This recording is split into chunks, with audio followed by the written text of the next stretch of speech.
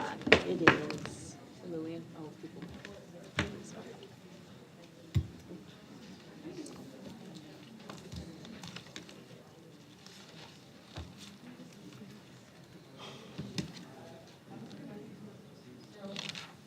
I think it'll get, if I pick on him, to leave the pledge since he's on the front.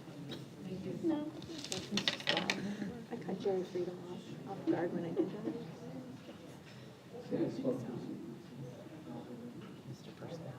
I know. I like to pick on people.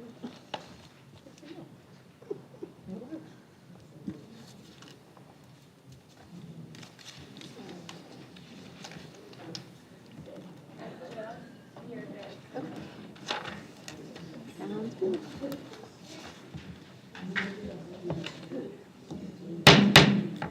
The time is now 6 o'clock and we'll call the meeting to order.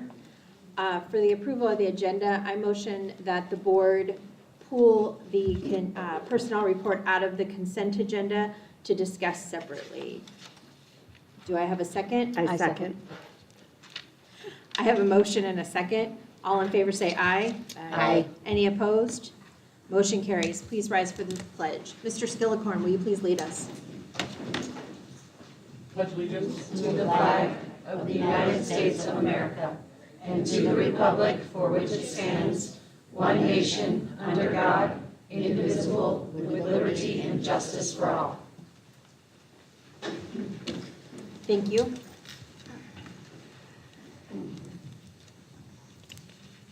Next item is the approval of the minutes for March 8th, 2023, which was our business meeting, March 22nd, 2023, which was our work study session, March 29th, 2023, which was a special board meeting, April 3rd, 2023, which was a special work study session.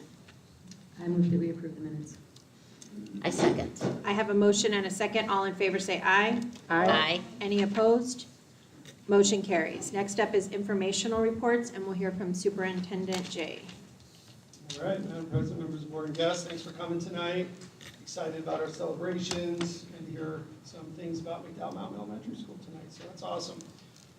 So first off, we have unveiled a new Falcon logo, and we went through quite a bit of process to get there. Variety of reasons for the change, but the bottom line was we needed to make the change, first of all. Second of all, the field. You know, we're going to be spending $525,000 on a new field, and we need to make sure that everything is compliant, everything is good. So the new logo was designed by a professional company. It was a very low cost, a couple $100, something like that, maybe up to $500, somewhere around there, under $500.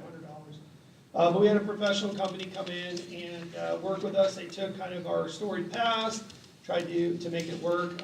Something that we now own. We are the trademark holder for it, copyrighted, so it is just ours. And that's something we did not have in the past. And when we're spending that much money on a field, I did not want to have to come back to you all and say we have to change the 50-yard line or something like that. So with that, I unveiled a new Falcon. There he is. She is ready to go. So perfect. Here's the new font that will go with it. So again, we were uncertain about the font that was there, and we wanted to make sure that we had no issues with that either. So that goes with it. And then all together, there we go. So we're very excited about that, and our principals have already shared this out with everybody. And we are ready to start making that change. Now, this Falcon will not be able to replace everything overnight. It's going to take a little while to get there, but moving forward, this is the branding of the district. So we're very excited about that. Next up, consolidation. Just want to give a few updates on that. The new middle school was painted today. All the hallways. It looks beautiful. Smells great in there. They did a really nice job. April 29th, Kiwanis and Rotary and various volunteers are coming in to paint all the rooms, and so that's looking really good. The playgrounds are tough. I'm just going to be real honest. It's been a lot of work on these playgrounds, and so right now the decisions that we've moved forward with on playgrounds are with our insurance company at this time to be approved by them, because again, before we spend all that money, I want to make sure they're good. And so we're working with them on finalizing that. Like I said before, we met with second and third graders and got their feedback. We met with parents, I met with PTO and staff, and we've landed on some really cool things for the new site. Schedules are about to be sent out. We finalized some things with McDowell Mountain schedule earlier today, and our hope is Mr. Wilkinson's going to run some things by staff one more time, and our hope is in the Friday Falcon Focus we'll be able to start sending out more information about next year's schedules. But I can assure everyone that what you do today, you'll be able to do again next year. We're going to have to make some modifications on our end to ensure that you can keep your same schedule as close as possible. So there may be a real rare case where things may be difficult, but we're a small district, we can work through it. Tomorrow night, we have our first middle school parent night, which means that we're going to show parents the new middle school location. They'll have an opportunity to tour with us, learn more about the schedule, electives that we're going to be offering next year, which is great. We're going to be offering Spanish at the middle school for the first time in over a decade, so that's going to be awesome that we can do that. And we'll have another one on May 2nd, so parents can't make it tomorrow night. We'll have another one on May 2nd. We've been doing kindergarten preschool registration. I think we had our 5th one last night, Mr. Wilkinson and I and various staff members. And we're approaching this as, we want to have as many as we can to get as many kids in the door. You've also maybe seen some signs around our facility trying to promote that. I am happy to say that our preschool registration is up considerably from this year, and it's still only April, so we got time to go until August. Lastly, we have a math curriculum. Mr. Wilkinson's team has gone through a curriculum adoption process. They've vetted 3 different options as a curriculum committee. The members on that committee were Nicole Latona, Tamara Helm, Heather DeRosa, Kelly Travis, Tracy Perry, Camille Connor, Tina Prosopoulos, Chris Alexander, Kevin Wilkinson.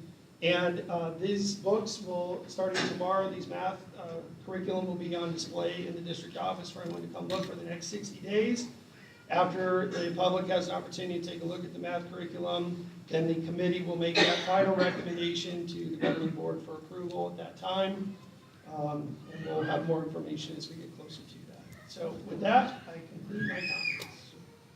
Thank you. Does anyone have any questions or comments regarding Dr. J's informational report? Okay, hearing none, we'll go on to governing board reports. We'll start with Ms. Reed.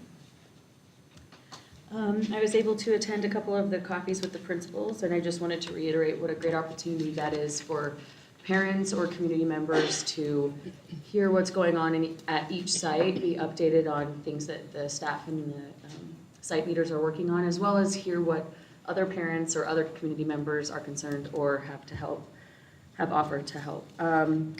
I was able to attend one of our baseball games, which was really fun. I took my kids since they're playing Little League this year. They really enjoyed it. My daughter is excited about the stealing bases aspect. That was exciting to see. We were able to help out with the PBIS store a little bit more at the elementary school, as well as attend running club and help out with that, and it's really, really fun. I've been impressed with what's happening at each of the sites. Mrs. Settle? So I wanted to thank Dr. J and his family for serving the community at the Dark Sky event. I was there, and it was fun to see the long line for try out our high school virtual reality equipment. So thank you, and thanks to your wife and kids for spending your Saturday night at the community building there. I attended an additional ADE school finance training. Last night, I wanted to also thank Dr. J and Alicia for spending time and going over numerous financial questions that we had and answering them, and just really appreciate their time and efforts in cleaning up our finances for us. Mrs. Acker? I also want to thank Dr. J and his family for being at the Dark Skies. There was a lot of fun watching how many people were actually there wanting to do the virtual reality from our schools. I've also attended a lot of the principals' coffees, and as Ms. Reed said, it is fantastic seeing the parents there, the questions and the answers by the principals, and getting to know people in the community more and more, and attended all the extra meetings that we've had, and yesterday's was really good because we're trying to get everything clear in our own heads on the finances. Thank you for the questions, Mrs. Settle, and thanks for answering a lot of it. We still have more questions, but we're getting there. Thanks. Mr. Sarr? Nothing right. I attended the Booster fundraiser on April 1st, so I'd like to thank the Boosters for putting that on.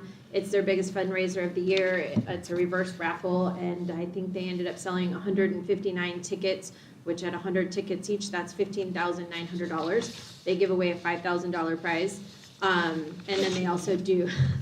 Which she won. I did. I won. It was a little odd feeling. I'm not used to taking money from the school. Thank you. I'm used to giving money to the school, not taking it. So. I've also been the biggest winner at the PTO gala for like every year. I think I have the record, so that's not really winning though. So, I get a lot of cool stuff though. But anyway, so I would like to thank the outgoing Booster board members, Aaron O'Brien, Kathy Rick, Ann Langer, Val Reichler, Scott Johnson. I'm sure there's a few others that I'm missing. And then I just want to thank Tana Boersma for coming in as president and bringing in some new board members to help run the Boosters. It's a wonderful experience to be on any type of volunteer board, but it is a lot of hard work, and they pretty much have full-time jobs along with their full-time jobs. So I want to thank everybody who does volunteer for our school organizations, PTO, and the Booster Board. So, and then last night I attended the finance training that we had with Alicia and Tyler and Dr. J, and even having been on this board, this is my 11th year, there's still fun things to learn about finance, because school finance is like no other finance you've ever seen. So, and with that, we will move on. The next step is going to be reports with district celebrations, starting with the Falcon of the Month at McDowell Mountain.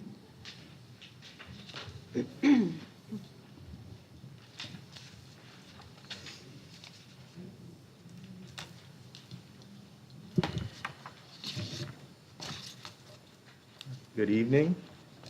Is it I don't on? think you're on yet.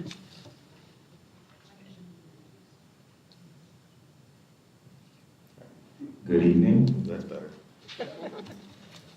So tonight I have the honor, of course, to recognize our Falcons of the Month, and we'll start with our staff member.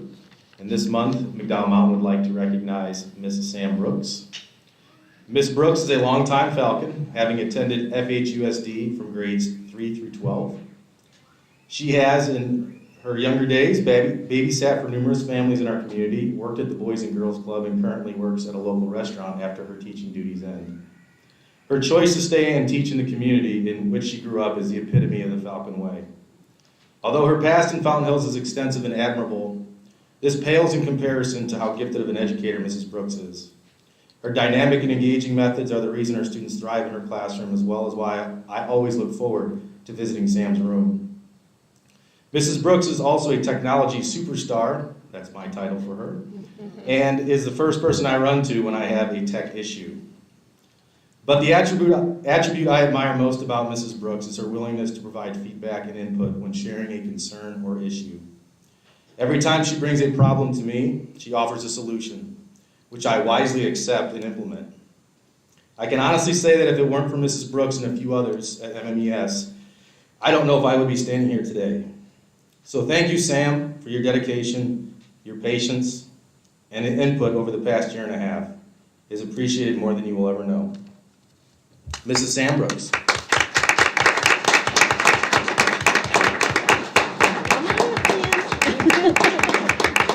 Is George here? Oh, George is not here?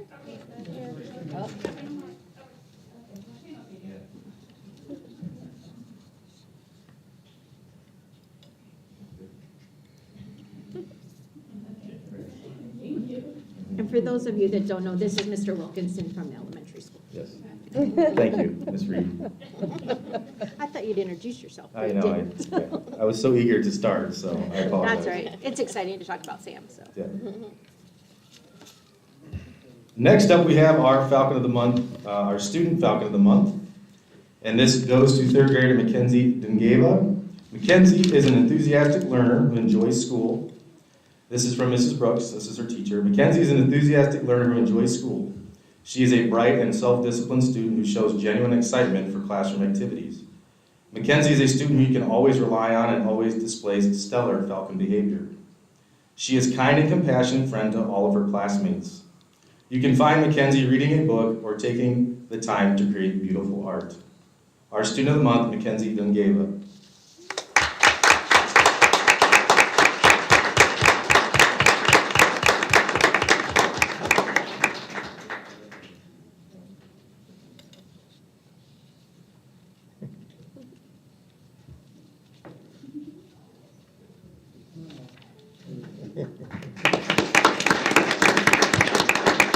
Next up, we have Dr. Wheeldryer in the middle school.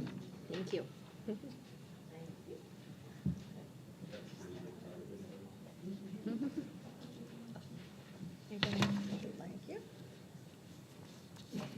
Okay. Hello, good evening. So tonight, by the way, I'm Dr. Wheeldryer, middle school principal, introducing myself. I'll turn around. Hi. I'm like, can you see my eyes? No.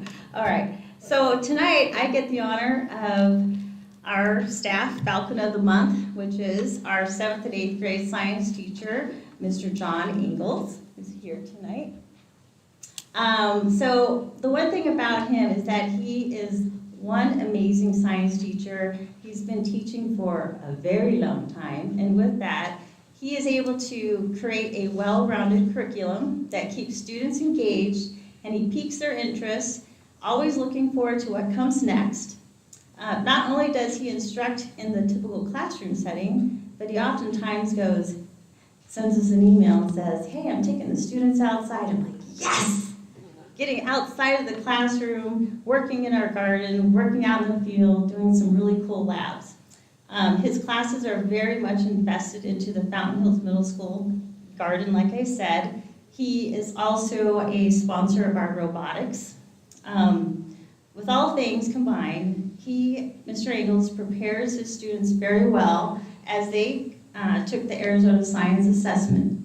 And so I think they were all pretty good. They're like, I took my time, so that's good to hear. Apart from teaching, his willingness to always help in a pinch is only one of many characteristics that make him a great team player. We respect and appreciate his contributions to Fountain Hills Middle School. Come on down, Mr. Ingalls.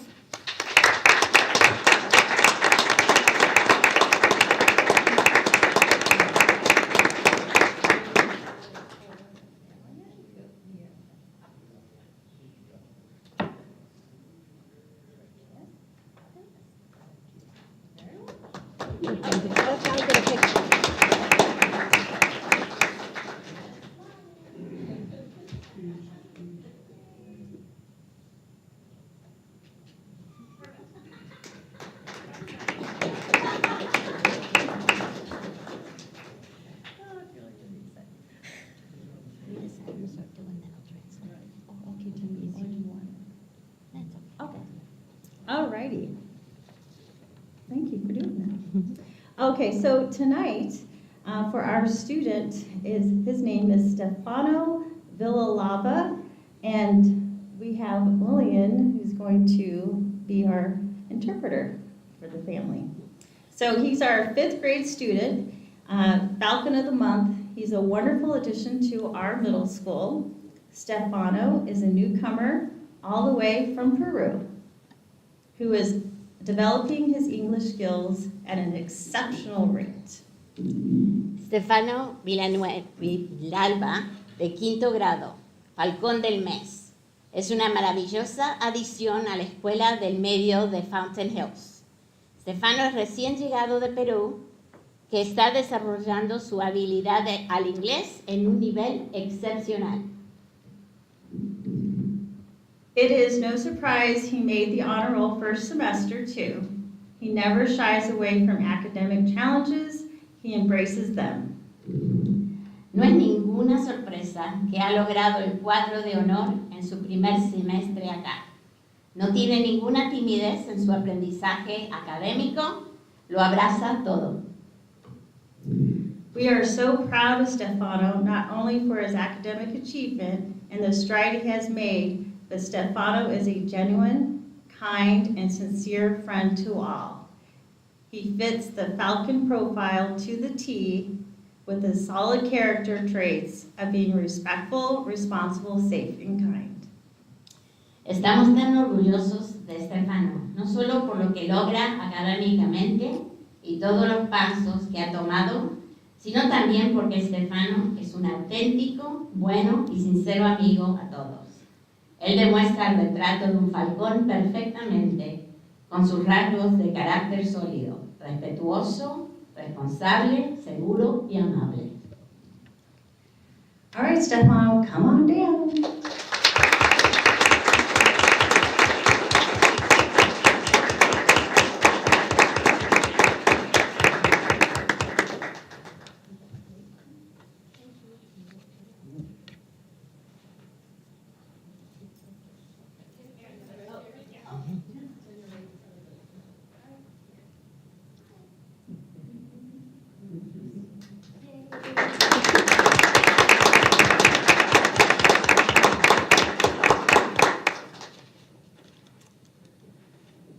Okay, next up is Mr. Hartman, the principal of the high school.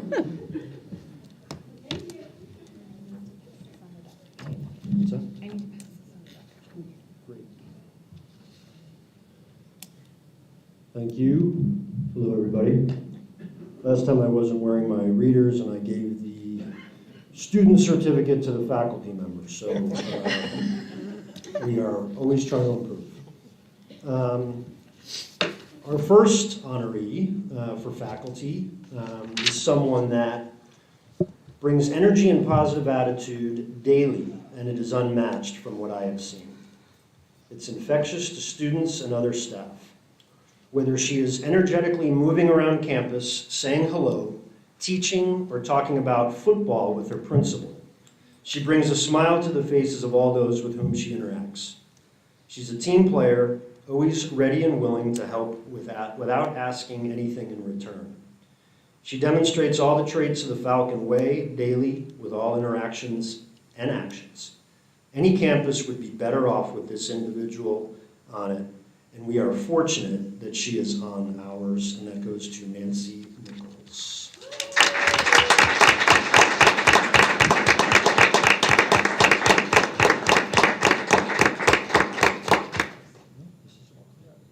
Gold American Express card? Dr. J. Smith.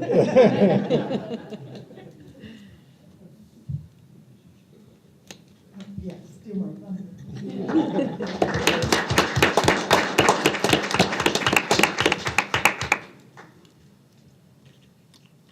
Okay. Student Award. This student is a natural leader in student government and incredibly proactive with her many responsibilities within the club and on campus.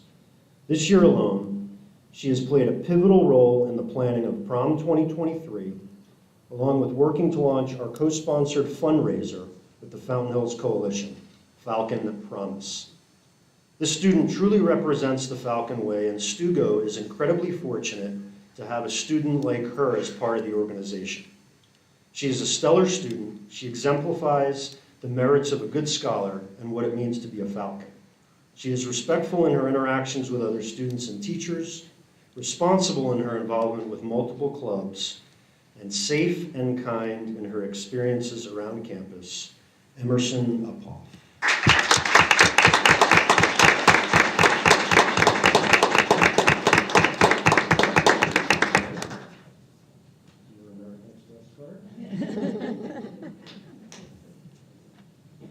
Wait, let her dad get one.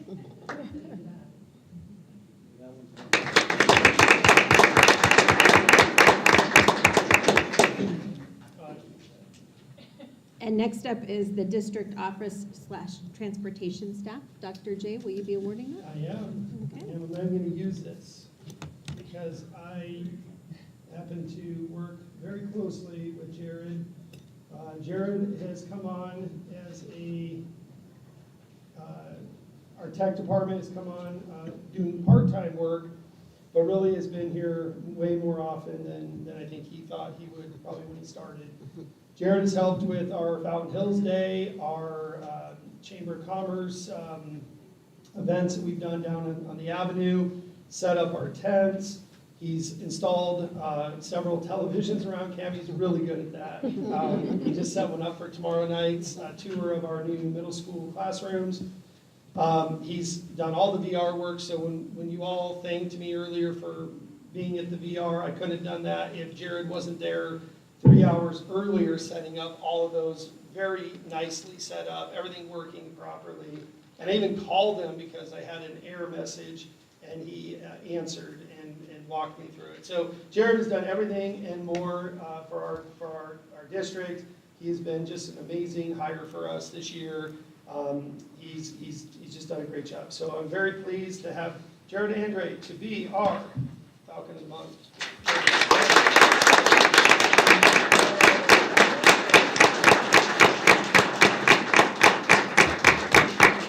forgot to mention, we took second together with Mr. Alexander and the staff picnic beach volleyball.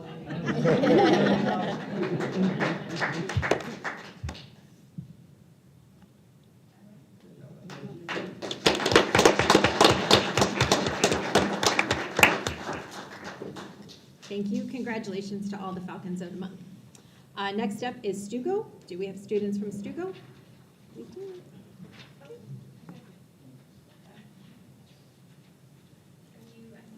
Yep.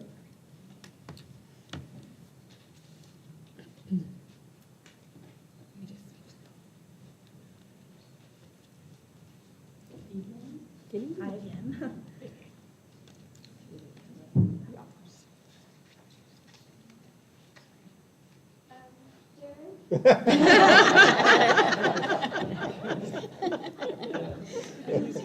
Right? I need this, but on my computer it comes up, and here's a But whatever, that's why you're here. There we go.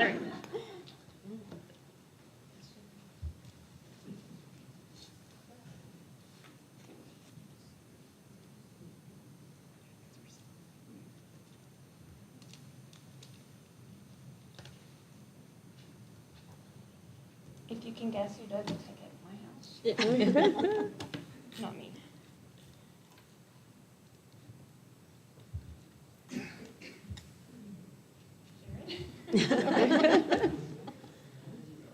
One more time.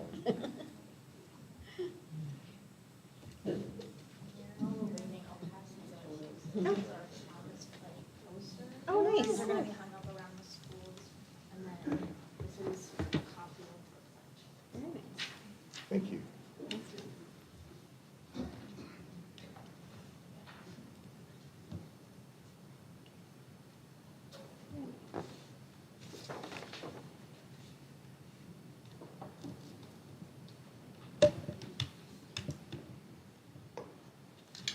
Are you going to read this when you're up there?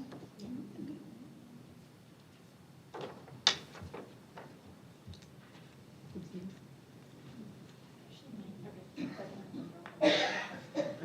Sorry, Sean.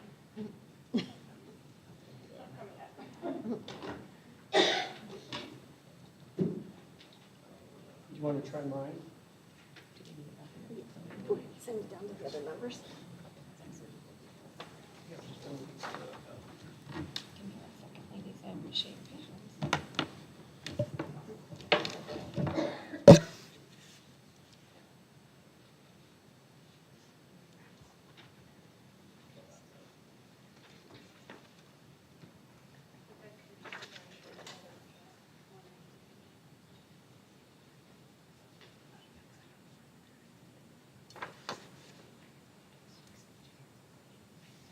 Okay, well, we're going to let them. Yeah. Why don't you guys go ahead and do your talk? They'll try and get that going, but All right, we'll let you go ahead. I'm Emerson Uphaw. I'm Olivia Wood. We're co-prom coordinators for the 2023 prom for Stugo. And so I'll be talking about our Falcon Promise Pledge, and she'll be going over prom in general. So our Falcon Promise Pledge program kicked off this week at the high school. It was the two of us, and then everybody in Stugo, we each separated and went to different classrooms, educating the kids about the pledge and passing them out and having people sign it for us. So student government members we all visited all the classrooms this morning, talked about the importance of signing the pledge, and we collected a total of 265 pledges today. So yeah, that's great. Our pledge wall is prominently placed in the front office for everyone to see, so if you're visiting the high school campus, you should stop by to see it. It's like my mom and I just went up and put all of the 265 signatures up today, so yeah. The Fountain Hills Protect Our Youth Coalition has collaborated with Stugo and is donating $10 per pledge for everybody attending prom, so that signed the pledge. And there's also a community donation component to the Falcon Promise where 100% of the money will go to support prom, homecoming, hoopcoming dances, scholarships, and other student life activities going on in the next few years. There are other components of the promise, such as hanging posters, which I gave you around the campus, and there's a permanent metal signage and water bottle and computer stickers, which is just to name a few of some of the stuff that we're coming out with. And then although the Falcon Promise just officially kicked off today, we've already raised $365 from community donations. And we also want to thank the Community Foundation for awarding the coalition the $5,000 grant to develop the Falcon Promise program and help Stugo get it off the ground. And we're excited to know that we will have this program in place year after year.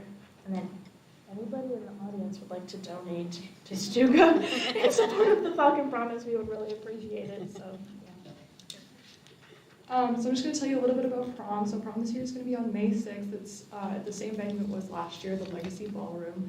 And obviously we have this amazing support from the Falcon Promise program, so that next year it'll be even better. But this year we have a lot of fun stuff. We're going to have like an ice cream truck and like a tarot reader. And the theme this year is masquerade. We just finished like putting together like a little prom video. It's simple, it's cute. We'll be showing that to the students hopefully within like the next week or two. And we'll be advertising again the Falcon Promise at that, because the people attending that will be like exclusively upperclassmen. So yeah, it's just a little bit about prom. Thank you. Thank you. Does anyone have any questions for Stugo? Did you state your theme yet? Oh, okay, so it's supposed to be shown in the video. We haven't showed the video yet, but we're about to, yes. It's a big secret. Well, I wasn't sure if they'd shared it yet, so. Well, they kind of alluded to it. Yes, but.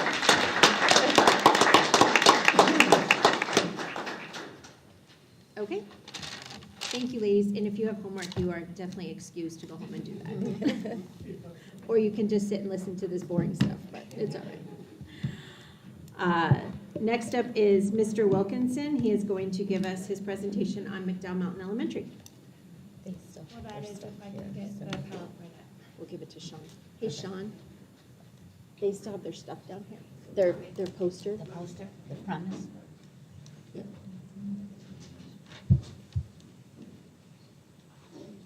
Great job. Is this going? Did it go? Okay. Yeah. No signal. Jared? Jerry left. Oh, he bailed.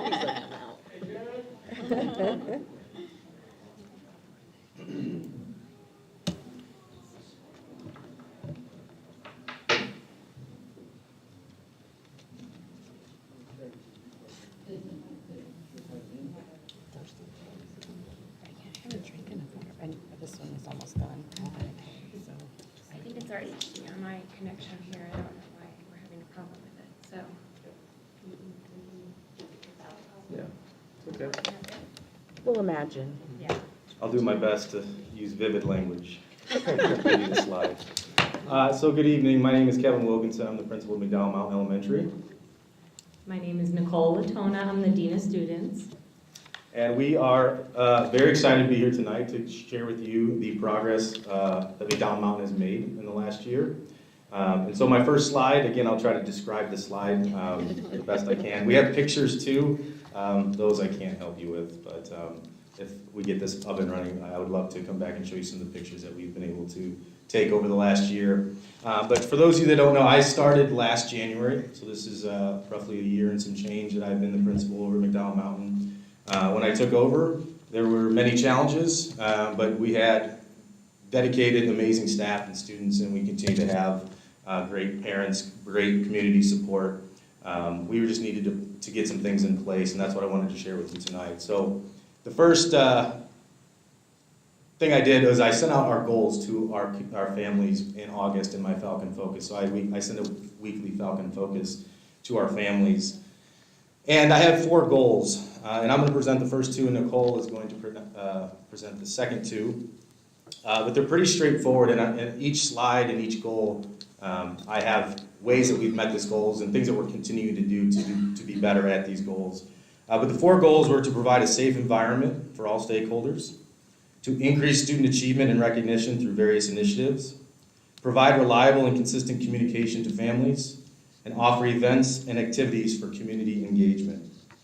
So my first goal was providing a safe environment, which of course goes without saying. In unfortunately the time that we live, we have to ensure safety. And so the first thing we did, and this of course was with the support of Dr. Jagodinsky, is we hired a security guard. And so any that have come by MMES, you know Mr. Vince. The kids all know Mr. Vince. And I could not have asked for a better applicant than Mr. Fernandez. He is amazing with the kids. He's amazing with the teachers. He is one of the most selfless individuals I've ever met. He has his own job on the side. That's a full-time job. But he chooses to come to McDowell Mountain every day and to interact and help us meet our goals and to provide a safe environment. So he's the first person you see. He checks people in. He's the person that greets people as they come in the door, usually in the morning. Of course, he does perimeter checks. So he looks for prop doors. He looks for roaming students. Not that we have any of those at McDowell Mountain. And he does bathroom sweeps. So he's making sure that bathrooms are staying safe and kids are not staying in there too long. He monitors the cameras and from his laptop and from his televisions. Again, with Dr. J's support, we were able to get some TVs installed in Vince's office, so he has access to all the cameras at all times. But the thing that I admire most about Vince and what I appreciate most about him is he constantly is going around each classroom, checking in with the kids, checking in with teachers. You know, we have one counselor at MMES, but he acts almost like a counselor with checking in with some of those students that need, you know, a hug or just a, hey, everything okay today? And if it's not, he'll take them out and walk them around. He'll take them to the library. He goes above and beyond with his position, and I couldn't be more grateful for Mr. Fernandez. Second thing we've done is we've hired a behavior specialist, Ms. Carol Rodriguez, and she's been with us since mid-January. Again, this is something I talked to Kane about.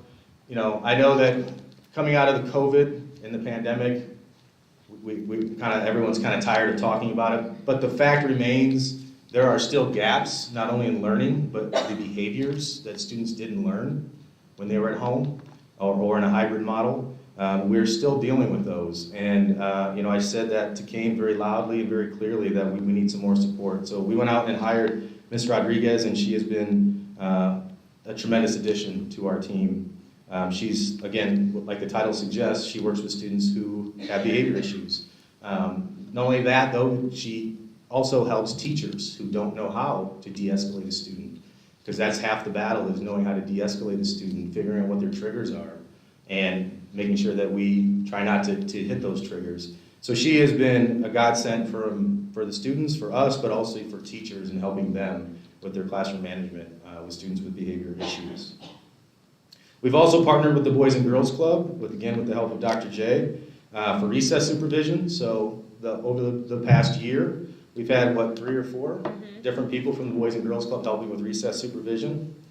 And the final thing we've done with school safety is front office protocols, so checking IDs, which again is something that we were doing in the past, but we were just tightening these protocols up. Locked doors, again, making sure that all the doors are locked, and that's with the help of Vince and our front office team.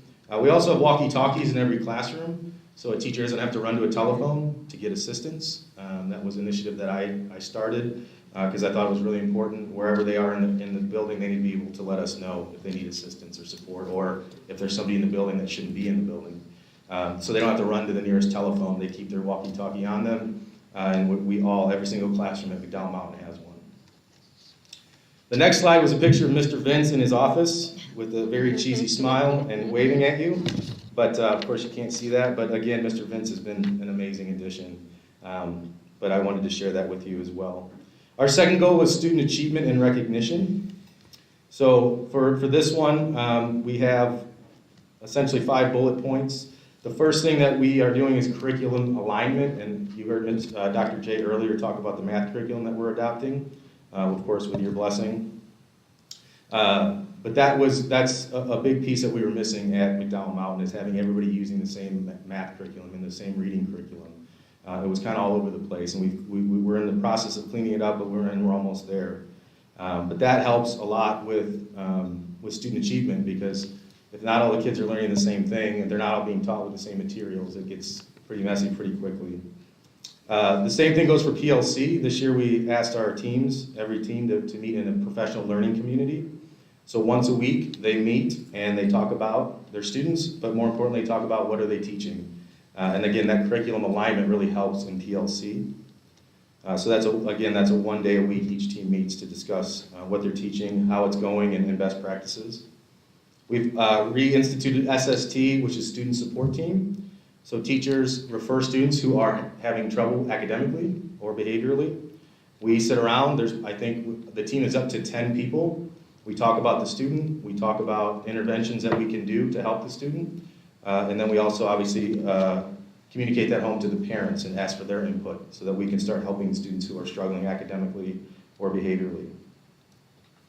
One of the first things I did was I created committees at MMES, so this helped immensely with our student achievement. So we have 4 committees that meet monthly. So the 4 committees are curriculum and professional development, PBIS, activities and school culture, and our final committee is site council.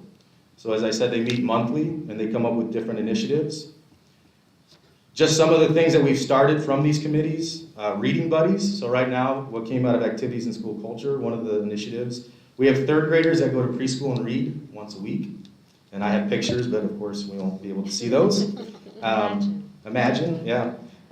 We've had math curriculum, which again we talked about earlier. That came out of the the curriculum committee. We've started a PBIS store, which Ms. Reed has been phenomenal in helping us run, because the one thing we can't do is shut down, because that's how you lose business. But we started a PBIS store with Falcon Feathers, so students get Falcon Feathers, and then once a week their class gets to come to the store. And if you can imagine a Peter Piper pizza, it's a very similar concept, where there's different tiers of prizes, and students can either spend their Falcons or save them for the higher tier items, which has gone over really, really well. And then, again, that was the support of Dr. J and the PTO have been instrumental in getting that off the ground. We've started a staff happy hour once a month from our activities and school culture. So on a Friday once a month we meet at a local establishment. We just try not to talk about school. It's kind of hard, though, those of you in a room full of teachers. We try our best to talk about other stuff, but staff happy hours come out, and again, just a great way to build rapport and camaraderie. We've done Pizza with the Principal, starting back last spring. I started that initiative. That recognizes 2 students from every classroom to eat pizza with myself, and I usually have Mrs. Smart and her dog Boo. Frank the Tank is more than welcome to come. I've heard that he's a little jealous that he doesn't get to eat pizza with Boo and Mrs. Smart, so he's more than welcome, as are you, Dr. J. But the kids really enjoy that. We sit around, we talk. What's your favorite color? You know, all the really important things that a kindergarten first grader has to go into with their principal, and I enjoy it too. But we do that. We've done that 4 times this year, and we're going to do 1 more in May before the school year closes out. The final thing is we're looking at establishing a PBIS party. So those students who are behaving and are meeting our Falcon pillars, we would set up some kind of treat for them, whether it's popcorn in a movie, whether it's Kona Ice, whether it's inflatables. We're going to work with the PTO to set that up for the last quarter here, and then next year when we're a K-5 building. That's what we're looking to do. So that is goal number 2, is student achievement and recognition. And again, I had some pictures of pizza with the principal and some pictures of the reading buddies, but like I said, we'll have to save those for another time. Okay. Goals 3 and 4, I'm going to turn over to Nicole, which are communication and community events. Okay, so goal number 3 is communication, and of course this one came from, we were just listening to the staff, listening to the families. We were listening to what they said and they wanted more communication. So within MMES, Mr. Wilkinson is really good. Every Sunday night, he sits down at his computer, he sends an email to all the staff, it's called the week ahead, and in that email, he puts important dates, upcoming items, maybe tasks that the teachers have to do, just anything that they need to know so that they can start their week off the right way. So that's been really helpful to people just to know what's going on. The other thing, also Mrs. Cartagini, our front office staff, she sends a daily communication to teachers. It's a quick email that goes to all the staff. She might say who's absent for the day. She might say if Kevin and I are out of the building. Just things that teachers need to know so that they're not confused throughout the day. You know, if the title teacher is absent and the teachers are sending their kids there, you know, it's inconvenient, so it's really nice to know just what's going on in the building. So Mrs. Cartagini's daily emails have been really nice. Also, another thing we've been doing is Friday morning staff meetings. They're really quick, they're 15 minutes. Sometimes we're just standing up talking in a circle. But that's been really helpful because we can update the staff really quickly on just items that came up over the week. As Kevin and I are going through the week, we just jot down little things that staff might need to know, and then we can report to them on a Friday morning. So those staff meetings have been nice. They're also really nice too because it's the only time we're all together in person, so it's really nice on Fridays just to, and then it also gives them an opportunity to ask questions in person. They know we have an open door policy, they know they can come to us whenever, but it is nice that every Friday they have the opportunity to ask us questions. Another thing we did is we have a school calendar. It's shared to everybody. So if there's any field trips or if there's somebody who's going to be out or we have anything, all staff can add things to the staff calendar so that everybody knows what's happening. For example, this is helpful if a special education teacher is going to pull a student out of class and they're on a field trip. It's nice that she knows that that class will be out. So it's just been really helpful to have a school calendar that everybody can look at so everybody knows what's going on in our school. So that's how we tried to help our staff so they're not saying, we don't know what's going on. You know, it's very clear what's going on. Then families, also we wanted to have more communication with families because that was kind of the feedback that we heard. So Mr. Wilkinson also writes a Falcon Focus weekly that gets sent out to parents, and it just, again, it's upcoming items, just things that they need to know that would be handy for them. So that comes out once a week and usually has a lot of cute pictures also of things like fun things that we've done and things that we're doing around the building. As far as the teachers communicating with families, the Remind app has been really, really helpful to the teachers. You know that's the best way that parents like to communicate nowadays, calling them. Sometimes they're not around. If you send them an email, sometimes they don't check. The Remind app is really easy because it's just like texting, but you don't have to use your personal phone number. So the teachers send out a lot of communication to parents through this Remind app. And then teachers are also sending out weekly newsletters to parents, which is really nice, and they'll tell them what they're doing in their classroom, upcoming items and dates. So I think the weekly newsletters from the teachers is also really helpful to parents. And lastly, the parent surveys. This is something new for this year. The parents will be sent out a survey from the district office, and it'll just ask them questions about how they think the year has gone, how has their teacher been, just so we can get some feedback, because obviously the more feedback we get, we can fix things, make things better, change things. So that was goal number 3, communication, just trying to make everybody be on the same page.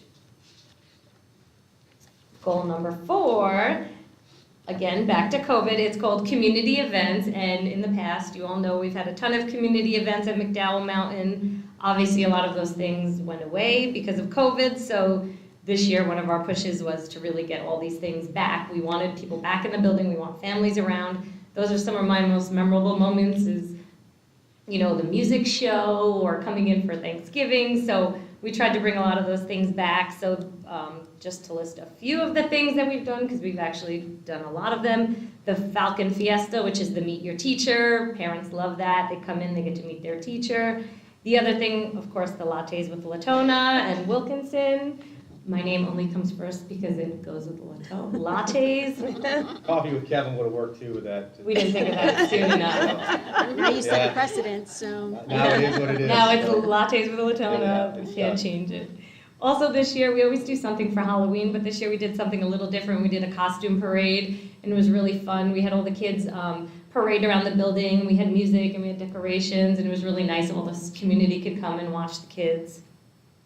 Also, wonderful PTO has done a few events. We've had the Apex Fun Run, the Scholastic Book Fair. So PTO always is great at getting our families involved.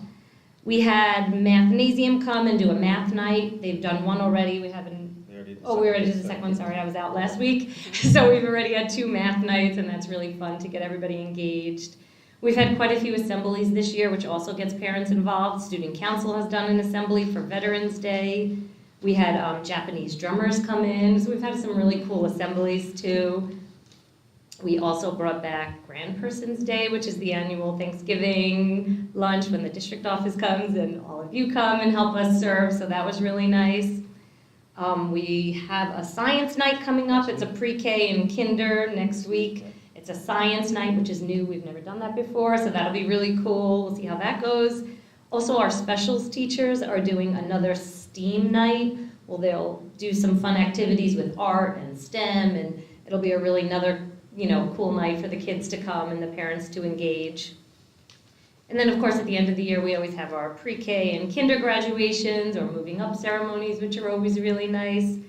And, of course, next year we hope to add more, and, we'll have hopefully some music events and other events, so we'll always be adding to these community events. And we had some nice pictures. The teddy bear parade we had lots of nice events, but we had pictures. So my final slide, after all the pictures that we had lots of them, so hopefully we'll get to share those with you one day. It's just, what's the vision for MMES next year? I think that's a question that a lot of people are asking. And for me, it's rather simple. We first need to build a K-5 team. We're inheriting 4th and 5th grade. They've been over at the middle school. They're now going to be with the elementary school. So we have to build a team K-5. We don't want 4th and 5th grade out on an island. So for me, that's something that we'll have to work on right out of the gate. We'll have a lot of team building activities, lots of meetings, lots of rapport building, building that camaraderie K-5. Because I think right now with 4th and 5th coming in, it's natural for them to be out on an island, and we can't let that happen.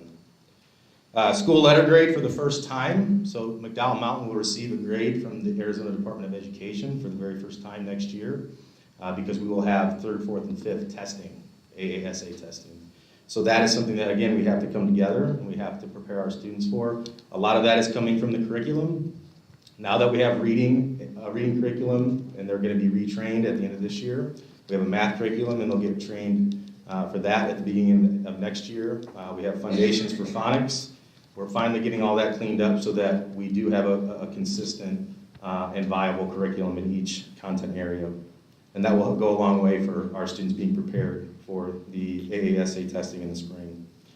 Parent community involvement, which we talked on, something we're going to continue to do, but this time we're going to get K-5 in the building, not just preschool through 3. And finally, we need to retain good teachers. That's the bottom line. We have to keep the good ones. And to do that, you have to listen, you have to get their input, and Kane and Chris Alexander have been wonderful with developing a master schedule. And in mind, when we do this, we give them plenty of time to collaborate. So when you see the master schedule, which is almost finished, you'll see we were very strategic with how we built that schedule so that grade level teams have time to collaborate with each other. That is the best professional development out there, is doing it with your colleagues. A lot of people say, why don't you bring in this person? Why don't you bring in that person? Every week working with your colleagues for an hour is the best way to grow as a professional. It's really that simple. But you have to have that rapport, you have to have that camaraderie, you have to have that trust with that team. If you don't have that, as we all know, then there's not a lot of learning that's going to take place. So for me, if we get good teachers, we get those teams established, we build rapport, we build the team K through 5. You'll see that they'll grow every week with their colleagues when they trust each other and they're willing to open up and they're willing to admit, hey, this didn't work. What do you do that works with this standard? That's how you grow, and that's how you develop a strong team. And we're getting there. We're not quite there yet, but we will get there, and that is our vision for McDowell Mountain in 23, 24, and beyond. Questions, comments, concerns, qualms? Thank you. That was a really informative Yeah, I think it would have presentation. been I know. a little easier to follow. I apologize had you been able to see. If you can send that to Krista, she'll send it to the board so we can see your fabulous pictures. Okay. Okay, Dana has a question. So, thanks to both of you and everybody there, because it's made a big difference since you've been there, since I've been here, to watch it happen. But you're talking about planning and curriculum. Yeah. And anybody who's known me for a while know one of my favorite sayings is we got to prepare our students for their future, not our past. I'm wondering, you got the class of what, 2035? You're right. That's, yeah. And their life is not going to be anywhere near what our lives were or even are today. In my college classes, we're talking about artificial intelligence and all those things I've talked about in the past. But we're talking about foreign languages, for example. You've got fifth graders. We're already looking at equipment that will take away or give you the ability to put something like a plug in your ear and it will interpret for you. That's going to be around before these kids graduate. So I think to open up the discussion when it comes to curriculum, that you have to start thinking that far in advance so that when they graduate from high school, they've got current skills, not ones that I had or anybody else here had, because we don't know what it's going to be for sure. But I do know it's going to change. For example, we're seeing a lot of school districts in the country changing from foreign language, quite frankly, to coding. I'm a coder guy, so We do that in our STEM class. and there's new methods of coding that are really built for that third grader especially, that they'll have in their pockets when they graduate. That'll be almost essential for a job in any profession, whether it's fixing computers and videos or whether it's medicine or anything else. There are some things that are just going to be different that we can't predict accurately, but we have to do the best job we can because they're our future. And if we don't prepare them for theirs, we aren't going to have the kind of society and lifestyle that we hoped we could have. Yeah, absolutely. And I mentioned earlier about Mrs. Brooks. There's a noticeable difference between that generation and other generations. And the things that she does and others at McDowell Mountain, not just her, with technology. And the kids pick up on it like that. And I'm looking around when I'm in there going, what was step one? I don't, but you're absolutely right, Mr. Sarr. We have to prepare them for what's coming around the bend. And our curriculum will do that. And we need to start looking at, like you said, some of those coding options and those things that are 21st century skills. Thanks. Any other questions or Other comments? questions? Comments? I do agree that we need to be forward-looking, but I also appreciate that you took initiative to do less computer and online learning for the kids, because I think that, pen to paper is a really good skill to have. Especially in the early grades. Yes, and it's very important for their development. I love the goals. I think that these are really important goals, and I like that you are focusing on closing that gap, because I think that it's definitely still there, especially your age group. I think probably suffered a lot, especially when it comes to academics and things like that. So I'm glad that you guys are focusing on that, and I think it's important that you guys have the designated time, the staff meetings. I think that that's good for that. Like you said, people can kind of share ideas and say what has worked and what hasn't worked. I thought that was very important. I did have a question about the weekly newsletters from the teachers to parents. Is that something that's optional or is it expected? Expected. Okay, that's great. I think parents are probably How they really send it out appreciative. is optional. Yes, they don't have to use a Remind app. They can send out an email, but I think the vast majority, and Dr. J can confirm, if you look at the Remind app, McDowell Mountain leads the pack, because we track every message. I can check every message that's sent. And so we can see exactly how many messages are being sent. And McDowell Mountain is in the thousands. Some this year. teachers prefer just to send home a piece of paper for their newsletter, others take a picture, put it on the Remind app, some email it, so however they want to send it out, but it is expected that they communicate with their Weekly families. communication. That's awesome. It's wonderful. And then I love all the events. We've been to a few. I Yeah. loved the math night. My daughter was upset that we missed the last one because she loved the first one so much. Mhm. Yeah, I think you guys are doing a great job. Thank you. We're certainly not at the mountain top yet, but we're getting there, and we're going to continue to work our butt off to get there, so. I just want to point out that Mrs. Brooks sent one an hour before the meeting to her parents, reminding them about testing. So she's always working. Yeah. Thank you, Dr. J. And that's the perfect. easy part about Remind, right? You could be sitting on your couch, oh, let me send a message to my parents. We have AASA testing tomorrow, so we always say, make sure they get good sleep, make sure they're here on time, make sure Eat they get good breakfast. breakfast. Give them some encouragement before they walk out the door or you drop them off. And so it's as easy as just getting on your phone and shooting it out on Remind.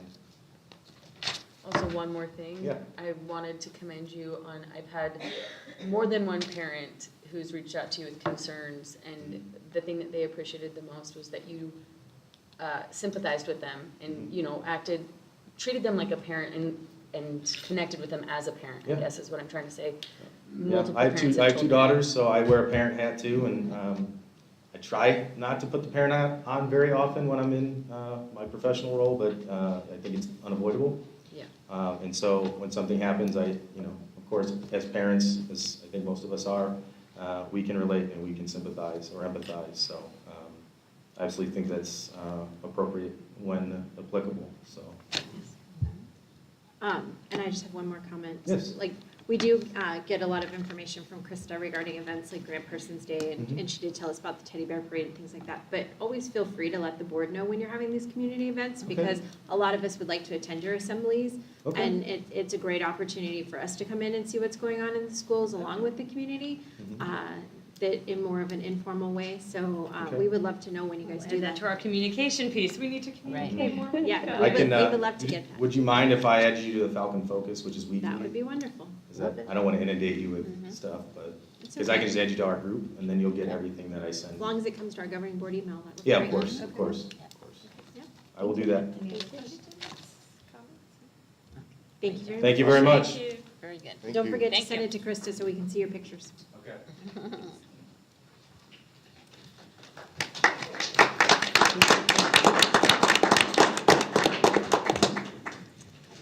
Okay, next up, continuing with our discussion, is student activity and auxiliary accounts. Are there any questions or comments? I know we had a question regarding the one auxiliary account for the board. Alicia did send an explanation of that. Are there any other questions regarding that information? Okay, hearing none, we will move on to the unaudited financial report, pages 49 to 50. Are there any questions or comments? Okay, hearing none, we'll move on to current enrollment and withdrawal. Are there any questions or comments? I do have a question. When, I appreciate the current enrollment and withdrawals, but when I'm looking at them in comparison to the site council minutes that are just a week apart, the enrollment numbers are not matching for each site. So are the site council minutes being pulled from a different, and I went back through multiple months of board reports and they were not matching, up to a 16 student difference between the elementary school and the middle school. We don't get them for the high school, so if somebody could maybe explain that. Yeah, I can look into it, but what you have in the current enrollment withdrawal on page 51 is what we report to the state, so that's the most accurate thing. Okay, Yeah. thank you. Any other questions regarding the enrollment? Just a quick one. For next year, when we switch classes around, comparing things from this year won't make a lot of sense anymore. Could we go back to having it by grade level possibly in a spreadsheet format? Yeah. Thank you. I apologize. I do have one more question.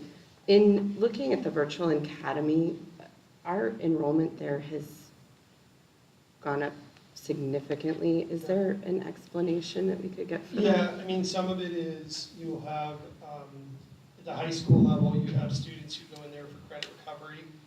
And so sometimes when you get to a point where you kind of hit that, you know, if you don't do something drastic, graduation's not an option anymore. So sometimes kids will go there to knock out credits as fast as possible through that process. But as I go through these every month, we've seen a lot of parents make that decision to put them there to do online learning. So I still think there's some parents out there who enjoy it and it works for their lifestyle. And so for us, it still is, you know, enrollment is 95%. So we also tend to, when I go through this, every withdrawal comes, the registrar is sending an email. If they're moving out of state, I might call and ask for, you know, do you have a good experience or feedback? Sometimes I may not get to all of those if I know they're moving out of state. There's some of them are pretty obvious and I don't really need an explanation, but any others I tend to call. And we'll offer Virtual Academy if they're in the process of maybe moving or they're in the process of something going on in life. The Virtual Academy offers them another option to stay in the district, and we've had a few take us up on that. But I think it's what I've seen is mostly at the younger levels, it's parents who are choosing that as maybe a way to homeschool with assistance. And then at the upper levels, it's generally credit recovery because they're behind. Now with the new schedule that we're putting together at the high school, it is going to be very hard to fall behind on credits now because they're going to have more credits than they need now to graduate. So if you have a misstep here or there, it's not as critical. Right now, they only have enough credits to just make it, right? If they're a senior with an early dismissal.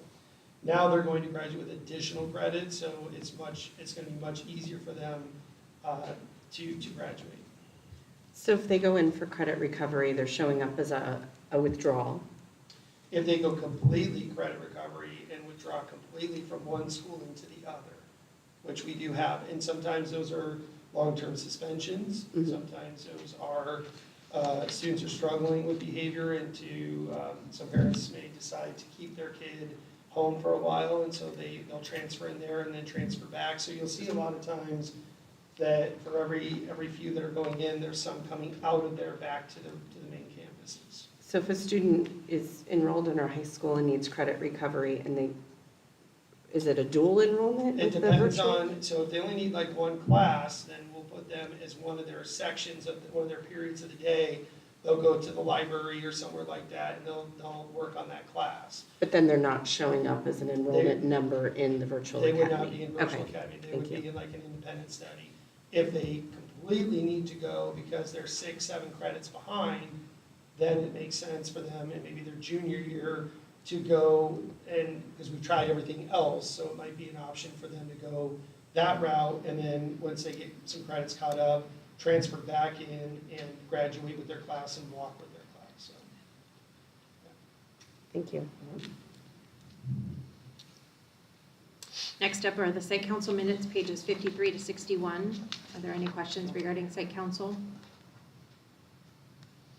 Okay, hearing none, we'll move on to public comments. Krista, do we have public comments?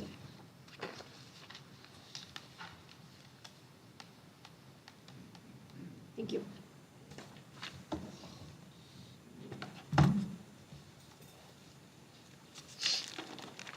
Call to the public. This is the time for the public to comment. Time limits may be allocated on public comment at the discretion of the board president for the board to efficiently complete its business. The board reserves the right to prohibit any comments made in a discourteous or threatening manner. Complaints about specific individuals, students, or personnel are discouraged. Personnel issues should be directed to the appropriate staff member or administrator per district policy. Members of the board may not discuss items that are not specifically identified on the agenda. Therefore, pursuant to ARS 38-431.01H, action taken as a result of public comment will be limited to directing staff to study the matter, responding to any criticism, or scheduling the matter for further consideration and decision at a later date.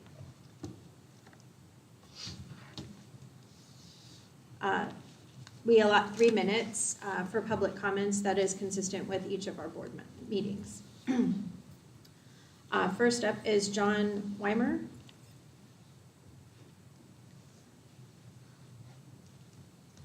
I should. Good evening, ladies and gentlemen. I am really concerned about the school that we're about to lose. What is going to become of the building and the land? What's going to be built on that site? And when will the school be officially shut down? I know they don't give classes there now, but there are some people that rent space in there. But when will that building be shut down? We are currently in discussion on that. The board has made no formal decision. Is there a date where we could have a meeting and learn about these issues? Yes, we do publicize it. We did have a meeting on April 3rd that we started discussions regarding the land and the buildings and whether we were going to go out for any type of election come this November. We have to call for an election by June, the beginning of June. So by the beginning of June, okay. we will have made some sort of decision. So. Okay. That will be the complete decision? I mean, what's going to become of the land and the money and so forth? The board will discuss whether we're going to put anything on the ballot. That's When the most is- I can tell you at this point. When it is going to be discussed, it will be on the agenda. So Very good. that's a I'll good watch way for to it. just keep an eye Yeah. out for it. It will be on the agenda when we discuss it. Our agendas are posted 24 hours before the meeting, but usually earlier than that. That's the minimum that we can post. And the Times always picks it up as well. So, We'll watch for it. Thank you very much. Appreciate it. thank you.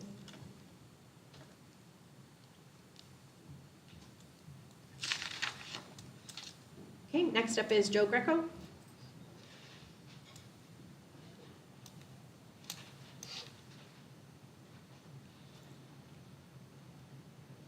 Hello, everyone.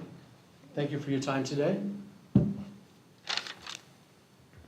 Earlier, it seemed like you spoke of financial progress, and I'm looking forward to that progress so we can move forward with our education program. I wanted to talk about a few things. We talked about SAM, people that grow up in our community and come back to give back. SAM is one of those examples. There's a couple more examples at the school. I'm sure there's more than I know of. But these people graduated from our communities and have come back to give back. Another example is a pharmacist in town. She graduated from our program, went off to school, med school. She's back. She's back in our community to give back. She works in town as a pharmacist. My brother, now you can do research on this, but he's from another mother, so he has a different last name. Graduated from our program. Came back to give back as a firefighter paramedic. It happens all the time. But the school needs to have a program to support all these children so they can grow roots here, so they can believe to come back and to give back. All of that's going to drive business development because that's a big deal for our community also.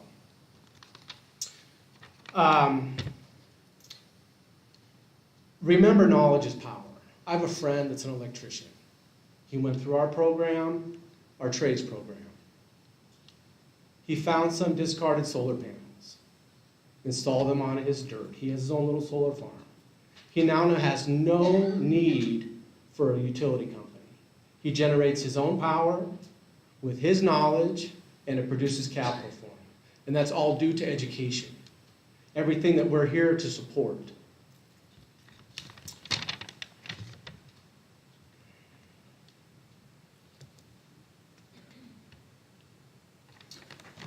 The last thing I wanted to share is that there seems to be a website out there. I think it's called the Fountain Hills Alternative.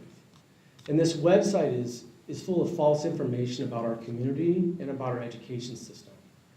I don't know if you're aware of it or who owns it or who drives it or what its true purpose is, but it's a lot of false information and it's a big cloud over our community that's going to hurt education. It's not going to help us retain teachers. It's not going to drive business development. It's a detriment to us. I don't know if you're aware of it. I just wanted to share that it's out there. I don't even really have access to it. I can only see a few pages of it because I don't have a social presence on the internet. But it's very negative. And it weighs on me daily. I appreciate everything you do for us. I look forward to the future successes we have. We had a ton of success today, which was shared. Our schools are valuable. Our teachers are valuable. Our communities are valuable. I hope that you support our program going forward so we can continue to develop our students and they'll come back to give back. Thank you. Thank you.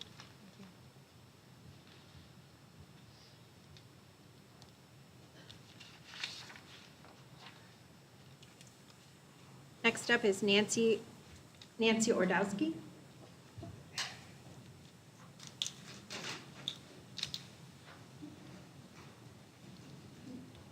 Hi, Nancy. You probably- You need your glass. Hi, everyone. My name is Nancy Gordowski. I've been a resident of Fountain Hills for 25 years. I'm a former teacher from Michigan. My husband was in education for 36 years. High school, community college, and administration at the community college. I have a daughter that teaches in Texas. I'm really informed about a lot of those programs, but even having been here for 25 years, I find that a lot of the things you talk about aren't understandable to the community. So you say we have an A-plus school. That doesn't really, how do you come to this A-plus school? You need to be talking to your community out here and not the lingo that we all use in our own professions. So I really, really would encourage you to think about that. But we need explanations and criteria so we understand. At the last meeting, I was here on April 3rd, and there was no information about academics. I really, really appreciate hearing what we've heard today. But that is the most important thing we can do, is educate our young people. And we've got to make sure that the basis is really, really strong. I just said to our high school principal that he was going to benefit from the good things that the elementary school principal is doing. Makes his job easier. We need to be very transparent. I was very concerned when we were talking about, at that meeting on April 3rd, about the student body. I'm glad to see that there's growth coming up through the kindergarten and maybe through the preschool program, but we have a high school, a senior class that's leaving, and that senior class has got to be bigger than what the incoming kindergarten class is.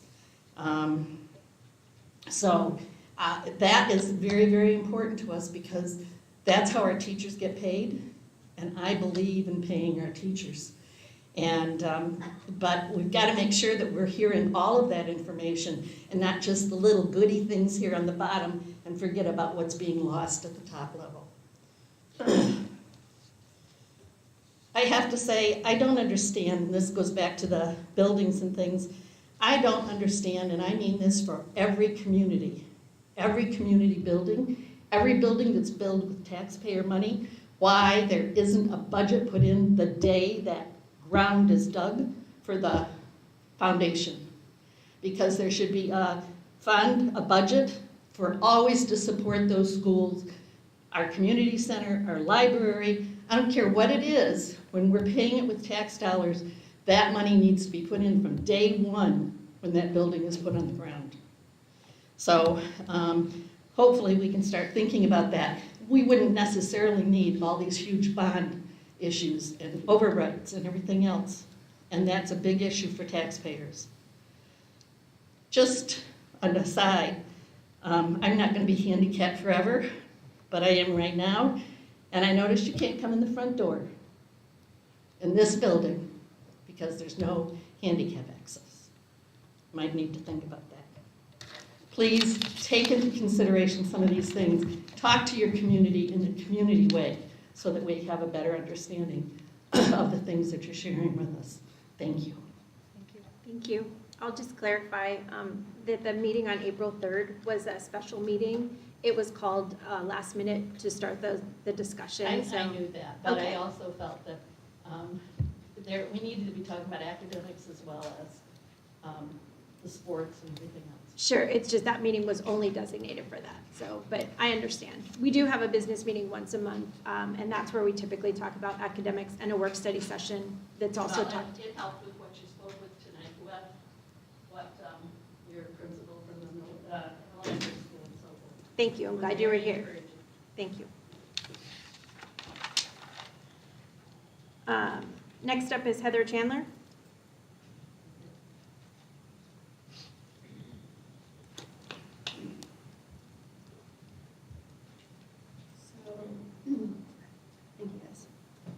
So I was here to speak today about the agenda item around personnel action reports. And I want to thank you for holding off on that for now. So I will hold the majority of my comments. However, I do really want to encourage you guys to think long and hard about the decisions that you make and how it's affecting these girls and the community, the sports program, and the district. I know that this is a tough decision for all of us, and I know, there's a lot to take into consideration, but if you can see the way these girls look every single day, like I do, it's tough. So just keep that in mind. So I will hold off on my comments for now until I see it pop up again, or I will send you guys an email with my thoughts. Appreciate it. Thank you. Thank you.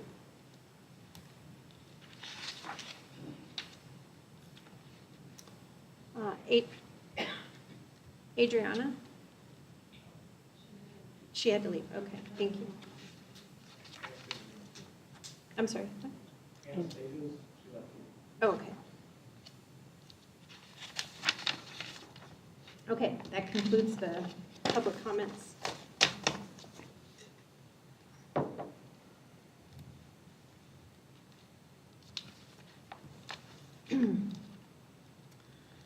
So next up, we'll go to the personnel action.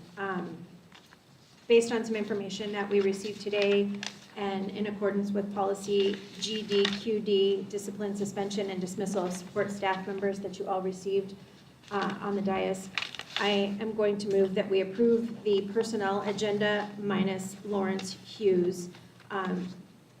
The action regarding Mr. Hughes will be discussed at a later date during executive session. So again, I move that we approve the personnel action report minus Lawrence Hughes. Do I have a second? I second. I have a motion and a second. All in favor say aye. Aye. Any opposed? Motion carries. The rest of the consent agenda includes payroll vouchers, accounts payable vouchers, and donations. Do I have a motion for that? I have one question. Sure, I'm sorry. I think there may be a duplicate. Oh, on the donations? Yes. Yes, Is it's there a in there duplicate? twice. Yeah, okay. You're right. Okay. I think it was just copied twice. I don't. Okay. It's the same check number. So it hasn't been recorded? Yeah, I I noticed don't that. believe that it's been recorded twice. Which one is that? There's two of them. There's two. It's It's the one from Gulf Gulf International. Yeah, Right, there's. but it's the same check number, so they. And, yeah, there's two, Yeah. yeah. There's actually Yeah. 3 in the board packet. So yeah, please just verify that those have only, there's 4.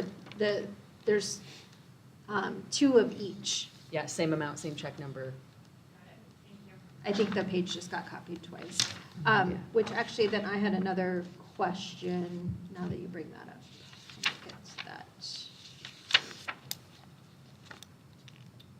Listed as cash, is that your question? No. At non-cash Um, value, but it was the- a check? No? This Okay. one, the Fountain Hills Cultural and Civic Association, it says donation for band. What did they donate? Okay, can you please get back to us on that? It's, Page 90. yeah, it's Fountain Hills Cultural and Civics Association. It was a non-cash value of $200 donated to the high school, donation for band. Mr. Hartman, do you have any idea what that is? No, okay, thank Since you. we're asking, my next one was, we have one on page 96, Krista, and it says non-cash value, but then in the description, it has 2 check numbers listed for the total value. And what page was that? 96. 96. It's from the Presbyterian Church for Stugo. I will work with the staff members at the site and our district office on making sure that the donations are properly processed. Thank you, we'd appreciate that. Okay, so again, back to the consent agenda, payroll vouchers, accounts payable vouchers, donations. Are there any other questions or comments? I move that we approve minus the personnel action item for Lawrence Hughes. Yeah. Second. I have a motion and a second to approve the consent agenda with payroll vouchers, accounts payable vouchers, and donations. All in favor say aye. Aye. Aye. Any opposed? Motion carries. Next up is the job description for the instructional coach. Dr. J, would you like to give us more information? Yeah, so this again is to have the ability to hire and utilize a instructional coach as needed, not as a full-time position, but we're looking at doing it as a ETP or 6/5 contract, which is the extra teaching period.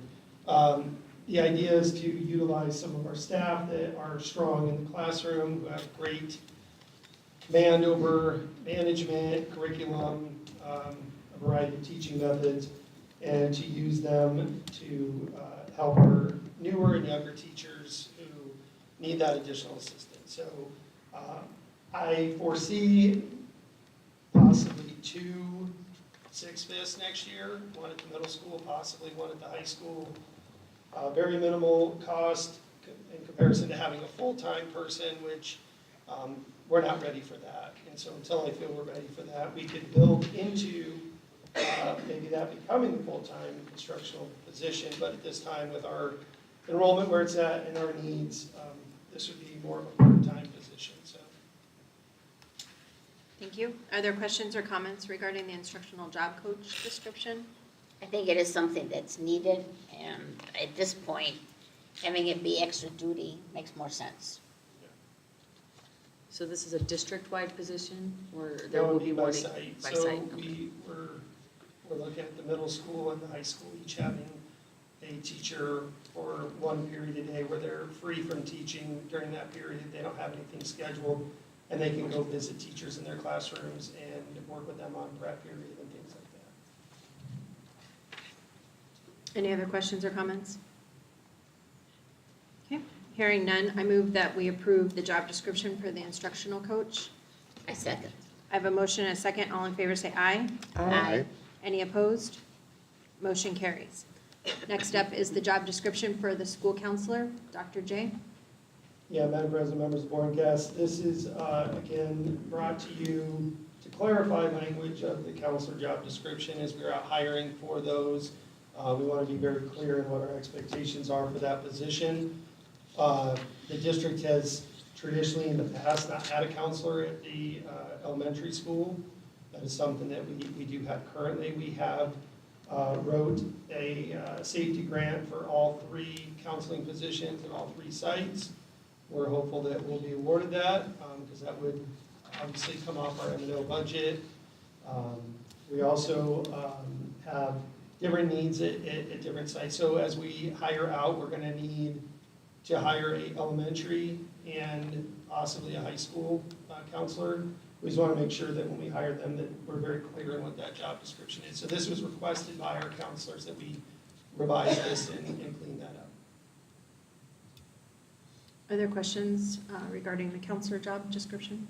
Madison? I have it's a small thing. In the background, towards the last line, it says, support students in the areas of academic achievement, individual student planning, and personal and social development. Again, I don't necessarily love the social development part. And I noticed that in the elementary counselor description, it said personally and academically. And I think I like that better since academics is our focus.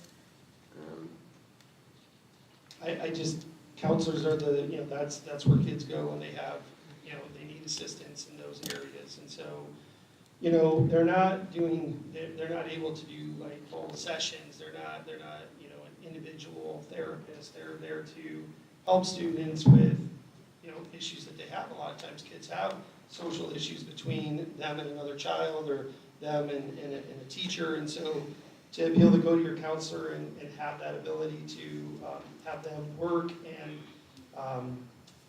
come get kids together and mediate and solve issues. And I've seen that as a parent plenty of times where I've asked my children, go see your counselor and ask for a mediation or go work with the counselor. And that's one of their primary focuses, to maintain and help kids get through a very, very challenging time in their life. And so it's really focused on, those peer-to-peer relationships that kids struggle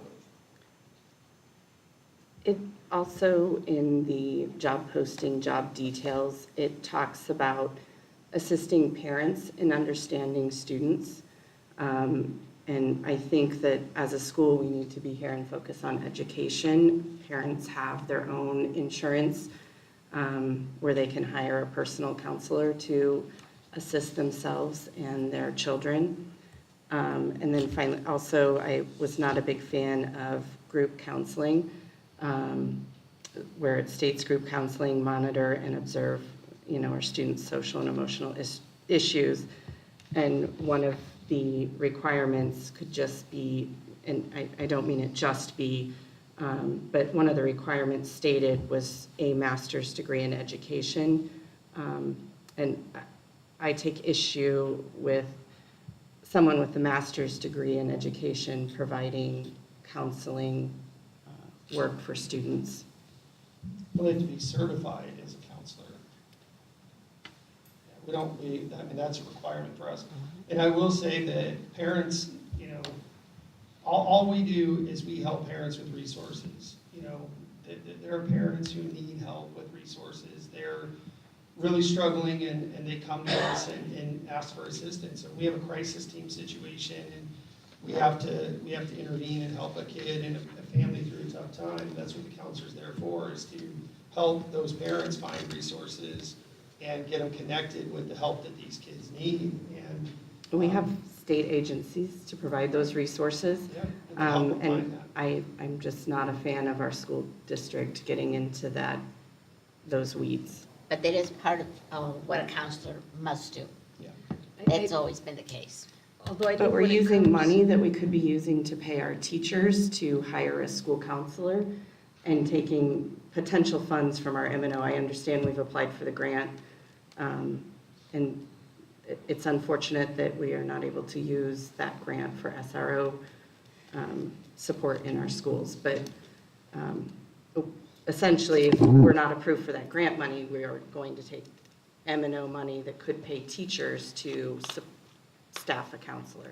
Yeah, I understand, I do. And I want to clarify, we did go for the SRO grant, but MCSO cannot give us the officers. So they wrote a letter of support for the counselor positions, which we have connected to our grant. I'm hopeful that we will be able to get those counselors paid for.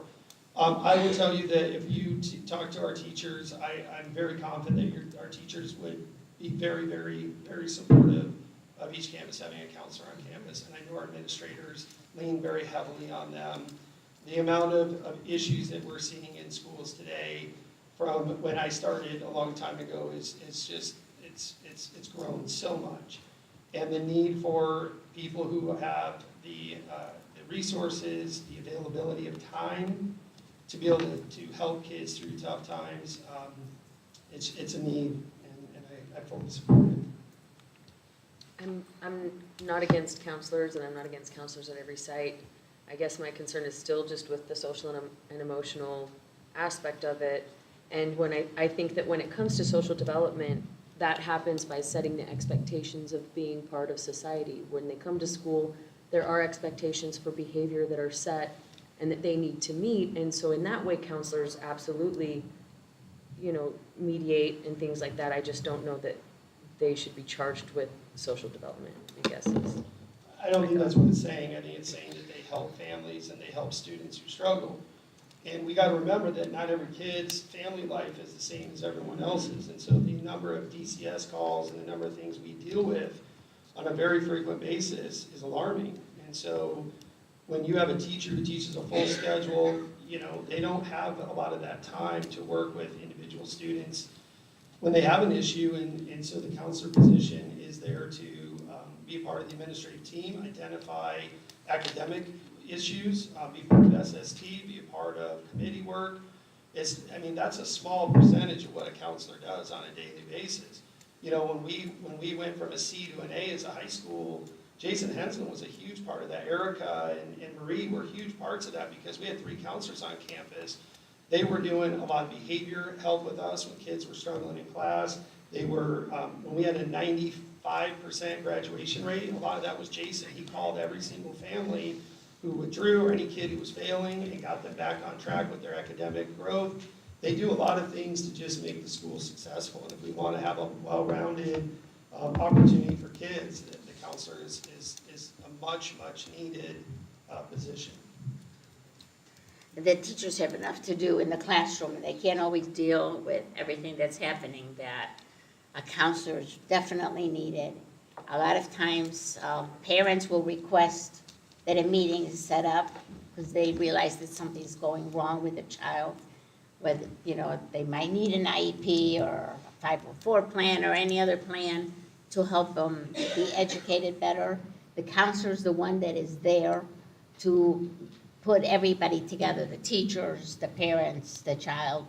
So they are needed, and not every family can go to a counselor outside. We need to have something in the schools. And I do want to add that our counselors write all of our 504s. That is something that they do. They work with families. I can tell you when I do tours, and I just did one again today, when we talk about our ratio of student to counselor, that is a selling point to our school district. When they find out that our school district has a counselor at every site and 2 at the high school, parents have shared with me for many years that that is very, very important to them, that they have someone that they can go to help them through. It's not always a social problem, it's an academic problem. I don't know how to talk to this teacher, or I'm struggling with balancing my sports and my academics, where can I get help? It's another resource. And the more adults on campus that care for kids, the more adults on campus that kids feel they can go to, that's where you really move the needle with academics and success. Okay. Are there any other questions? Okay, Harry? Just one last one. Would it change much to just leave out and social if it just said student planning and personal development? They need to address social issues. The kids have social issues all the time. We have fights, we have bullying, we have harassment, we have things like that happen. Counselors teach these kids how to overcome that. They teach them how to be resilient. They teach them how to solve problems, how to be a good employee in the future, how to work in a group environment. So I disagree with that. Part of their job is to work with the kids socially. We have children that end up with eating disorders, and sometimes the only person they can speak with is a counselor.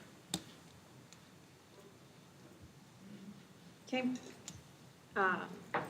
If there's no other direct comments, we'll move on. Do I have a motion to approve the job description for the school counselor? I so move. Do I have a second? Second. I have a motion and a second. All in favor say aye. Aye. Any opposed? Nay? Nay. So passes 3-2, Krista. Okay, issuance of district administrative contracts. The board needs to authorize contracts for the district office staff for the 23-24 school year. This is done by April 15th every year. This is not for Dr. J's contract, but this is for all the other district office employees. Are there any questions regarding the district office staff contracts? Okay, hearing none, I move that the board give the recommendation or give the approval to issue the district administrative contracts. Do I have a second? Second. I have a motion and a second. All in favor say aye. Aye. Any opposed? Motion carries. Next up is the addendum to the certified salary schedule. Dr. J, would you like to give us more information, please?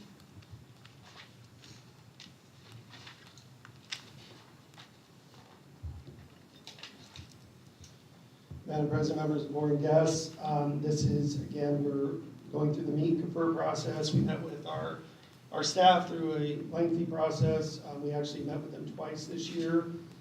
This is a second raise we've been able to give to our teachers and staff.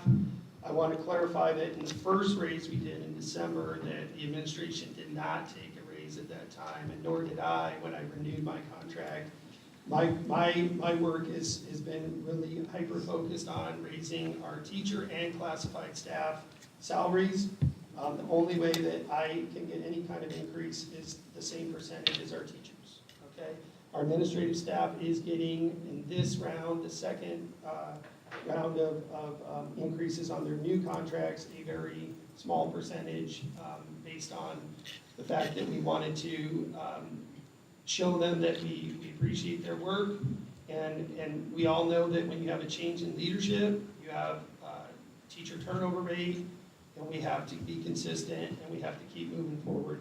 This teacher increase is to, the committee meet confer agreed upon a 2% raise and to add $3,500 of Prop 301 monies into the base salary. So that will give us a little bit more. You know, we started out at $38,500 back in August as a starting salary.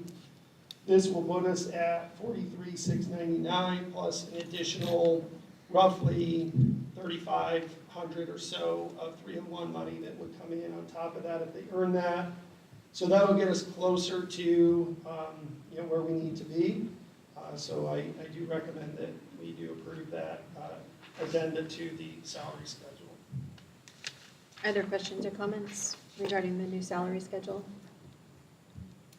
Okay, hearing none, do I have a motion? I move we approve the new salary schedule.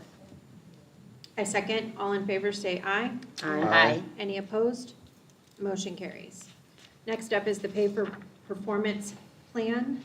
That's a tongue twister. Dr. J? Yeah, Madam President, members of the board and cast. This again came out of the meet and confer process. You can see changes in red. There were very few changes. The pay for performance plan has been intact now for a little while. A few changes were made, just minor things. One of the ones that I pushed a little harder on this year is I think that our administration and we survey our teachers very frequently about, how the administration's doing. We survey our families about how the schools are doing. And I felt it was important that we also give our students an opportunity to share their voice as well. I've always been a student voice leader. I've been very clear about that. I listen to the students quite a bit, and I want them to have that opportunity. So one of the options in this, it's a first step I'd like to get to, where our teachers see the value and the importance of feedback. Getting that information the first time can be a little hard to accept, but it makes us better when we see what we can improve upon. And so one of the options now is for them to do, and through our pre-K through 5 students, the teacher can send a survey home to parents, and the parents can then fill that out and give them some feedback on how they did that year and things to improve upon. And if they're in grades 6 through 12, the students then can take that as well to give that teacher feedback on what worked well, what are things that they can improve upon. So in our quest for continual growth and to always be 1% better, I think that's a good step. So it's not forced upon them at this time, but it is an option for them, and I'm asking them to take a chance on it and try it, because it will make you, the more you know, the better you can be. I agree, and I really hope that this actually becomes mandatory, because I think that hearing from your customers is really the best way to know if you're being successful in your job. And every other business has customer satisfaction surveys, and my kids went through college, and there's a website, Rate My Professor, and I'll tell you, my kids go on that Rate My Professor before their schedules are done, and they check out the professors and what other students have said about them, and it's pretty much been true each time. So, And just let me clarify too, we like to do it in a way where, as the results kind of come in, that there's a way maybe for them to get, more just the helpful data. Like, these are maybe 3 things that are common themes that you can work upon, not specific hurtful comments or anything like that.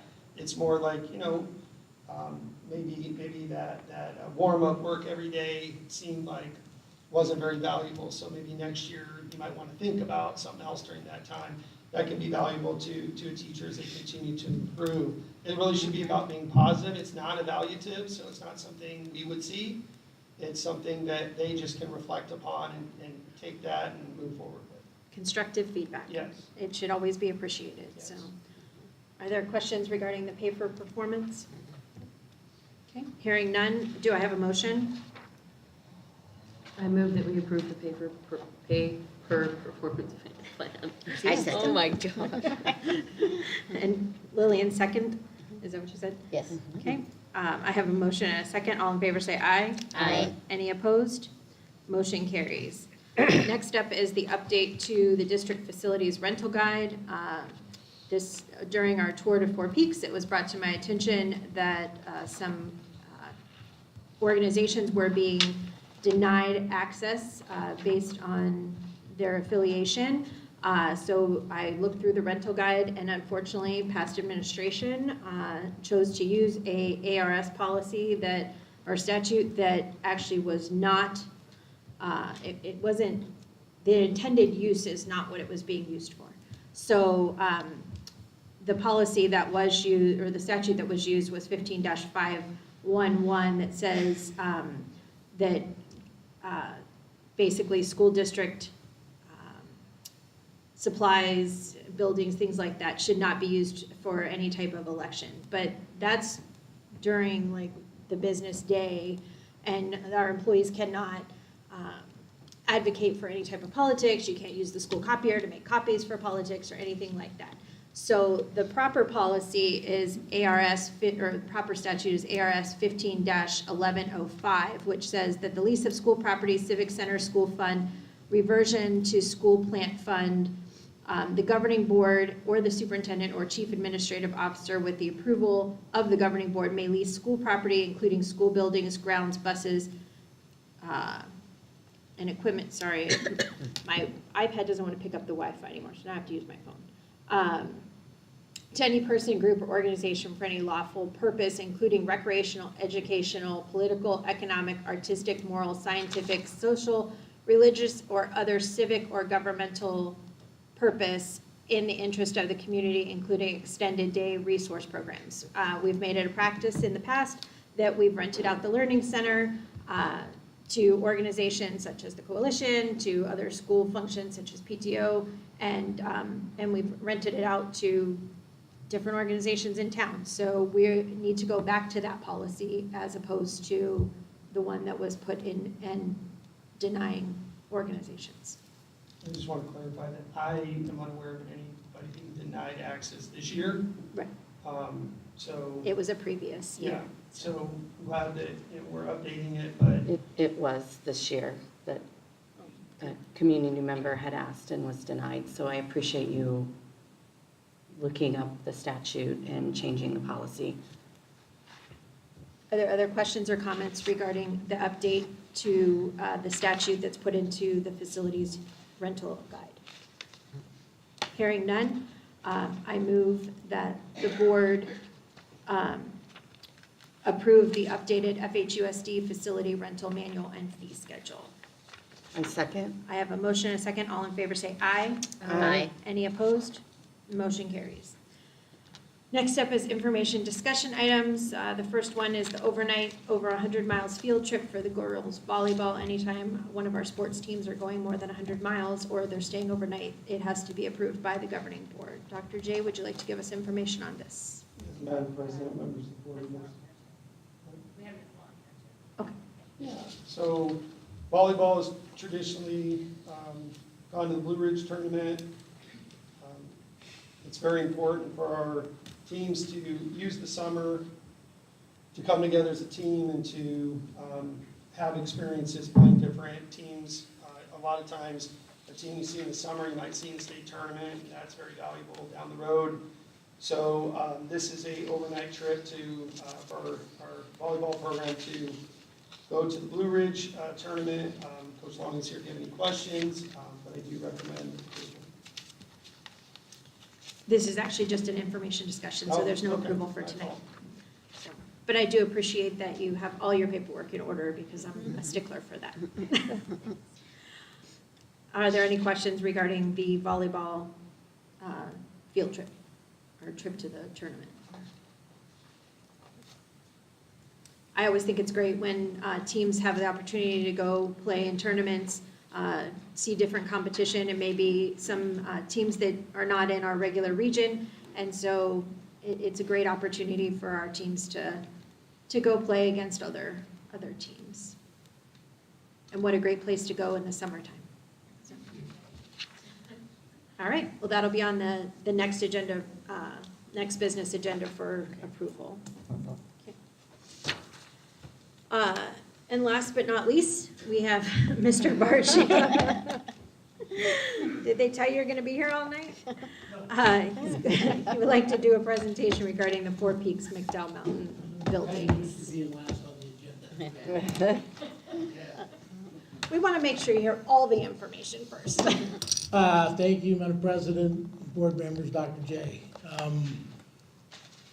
For those that don't know me, I don't know who that'd be, but I've been here for 32 years. I had 2 kids go through both of these schools.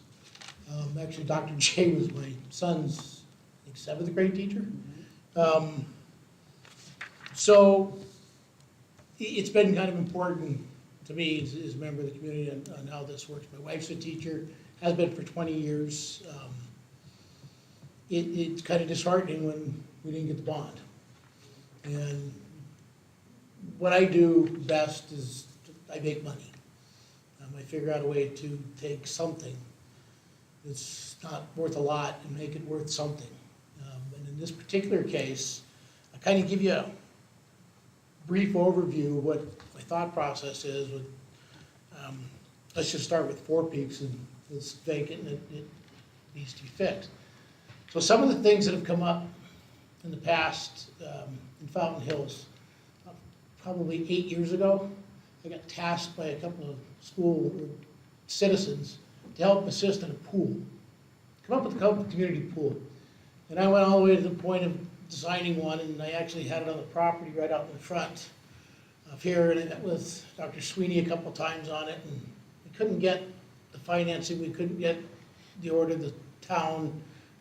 So my kind of vision for this right now is to take the Four Peaks Elementary main building, convert it into an indoor Olympic-sized pool, contract out a lease on it so that you could do, the district would reap the benefits of this, to lease it out. When we did the original math on this type of a project, this type of a pool, indoor, with not the school using it, but leasing it out to clubs and tournaments and swim meets, because it is a conditioned space, it'd be used 12 months out of the year on it. The pool, the heat would be less on it. Generates quite a bit of money for it, and that would be a direct income to the school. The rest of the property is kind of an interesting concept. So some of the problems that, and again, I'm just a guy on the outside, my wife does the education, and I kind of do this for a living, is to get somehow to attract younger families, school-age children, to Fountain Hills. And it's been a problem I've had and I've examined in great depth and length over the course of the last 10 years. I've probably done more market studies on bringing people into Fountain Hills than I think anyone else has in the last dozen years. To that end, I would take a lease program, the rest of the campus at Four Peaks, create a 99, I'm doing this at other facilities, nonprofits right now, 99-year lease on it. And what this does is it creates a specific district that would work just like any other housing district. Houses would be for sale, they'd be designed and marketed to starter homes, school age, 3 bedrooms. And this is just a concept we're going on right now. What it does is it creates that amount of homes as a district, just like any other taxable district, that every month a payment would come in, a PITI, on their mortgage would come to the school district for a lease on that amount of property on it. In addition to that, because the school would have the front buildings, the parking lot for the swimming pool, they'd be part of an HOA, which would actually be funded again through the homes that are being built and pushed into the HOA. Quick math, just kind of, chalkboard stuff that we do in my office with architects. Probably between 60 and 68 homes on that. It's a small product, it's a dense product. It's 3 bedrooms, 1-car garages. It would be marketed the 270 to 350 range. In this town, that's amazing.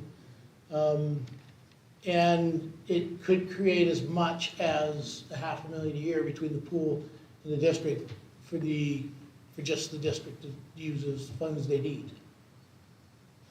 Kind of an idea on it. It's transferable to McDowell Mountain. With the sound of McDowell Mountain tonight, it's working pretty good. We get more students here, you might not need to do anything with McDowell Mountain to keep it open. So that's kind of my concept. That's kind of what I've been talking to Dr. J about it for a little over 6 months. Waiting until after the bond didn't go, and we had a more serious conversation about it at that point, and that's what I'm doing here tonight. I got asked to come and talk about the idea. Timing on it, so there's a lot of hurdles to get over to get to this point. The school's not zoned for this. The town would be completely involved in it. I've heard rumblings from some of the town that, some people want to put a park there and everything else. I don't know how much the park's going to provide income to the school district, but that's kind of my goal on this process, is to figure out a way to create an annuity for the school district, to create income that never goes away, as long as there's a house there and a pool there. And it's, as far as I know, it's discretionary money on the school district. You can pay teachers or counselors or anyone else and be done with it. So McDowell Mountain, if it came down to it, could be done exactly the same way. I don't know if I'd do another swimming pool, but there's probably some tech buildings or offices or something like that you could incorporate into, I don't know what they call them anymore. We used to call them wood shop and metal shop and things like that. But I didn't get as far as most in high school. But anyway, that's kind of the concept they're trying to go. And I don't want to belabor the point on it. But if it was possible, I would be willing to spec the money, to put the site plan together, start the zoning process, look at it and see how it does. I don't know in your conditions if you could just say, here, go do it, but I think you'd have to go out for an RFP on the leases and everything else to see how it would work. But I think it's worth a shot to figure out. Because as of right now, I don't know what else you'd do with that property on it. And I develop property a lot of different places. So the process works really, really well. I'm doing long-term leases right now on Catholic church property. Basically the same thing to assist the parishes that aren't as successful with a product on their grounds. So it's not unheard of. It's used a lot in other parts of the country. It's kind of a new concept here on it, but it would enable you to maintain to keep the property, create another asset for the school board, the pool, and kind of create an annuity that would continue funding the school. And if there was other pieces of property in town that you wanted to go try this out on, you could do that as well. Questions? So for 60 to 68 homes, how many acres do you need? I'd take the whole campus. I know, but how many acres is It's about 15 and a half units to the acre, and it's a California product that is 2 stories, and it's kind of an inverted neighborhood, so it has inner walkways on it. It's a really neat product type, and it's, again, right now, it's just a thought process. I could show you pictures of it. Sure. But I would take the whole campus, except for the main gymnasium building right now. And I'm sorry to say, I actually got to that principal's office more than once with my son, but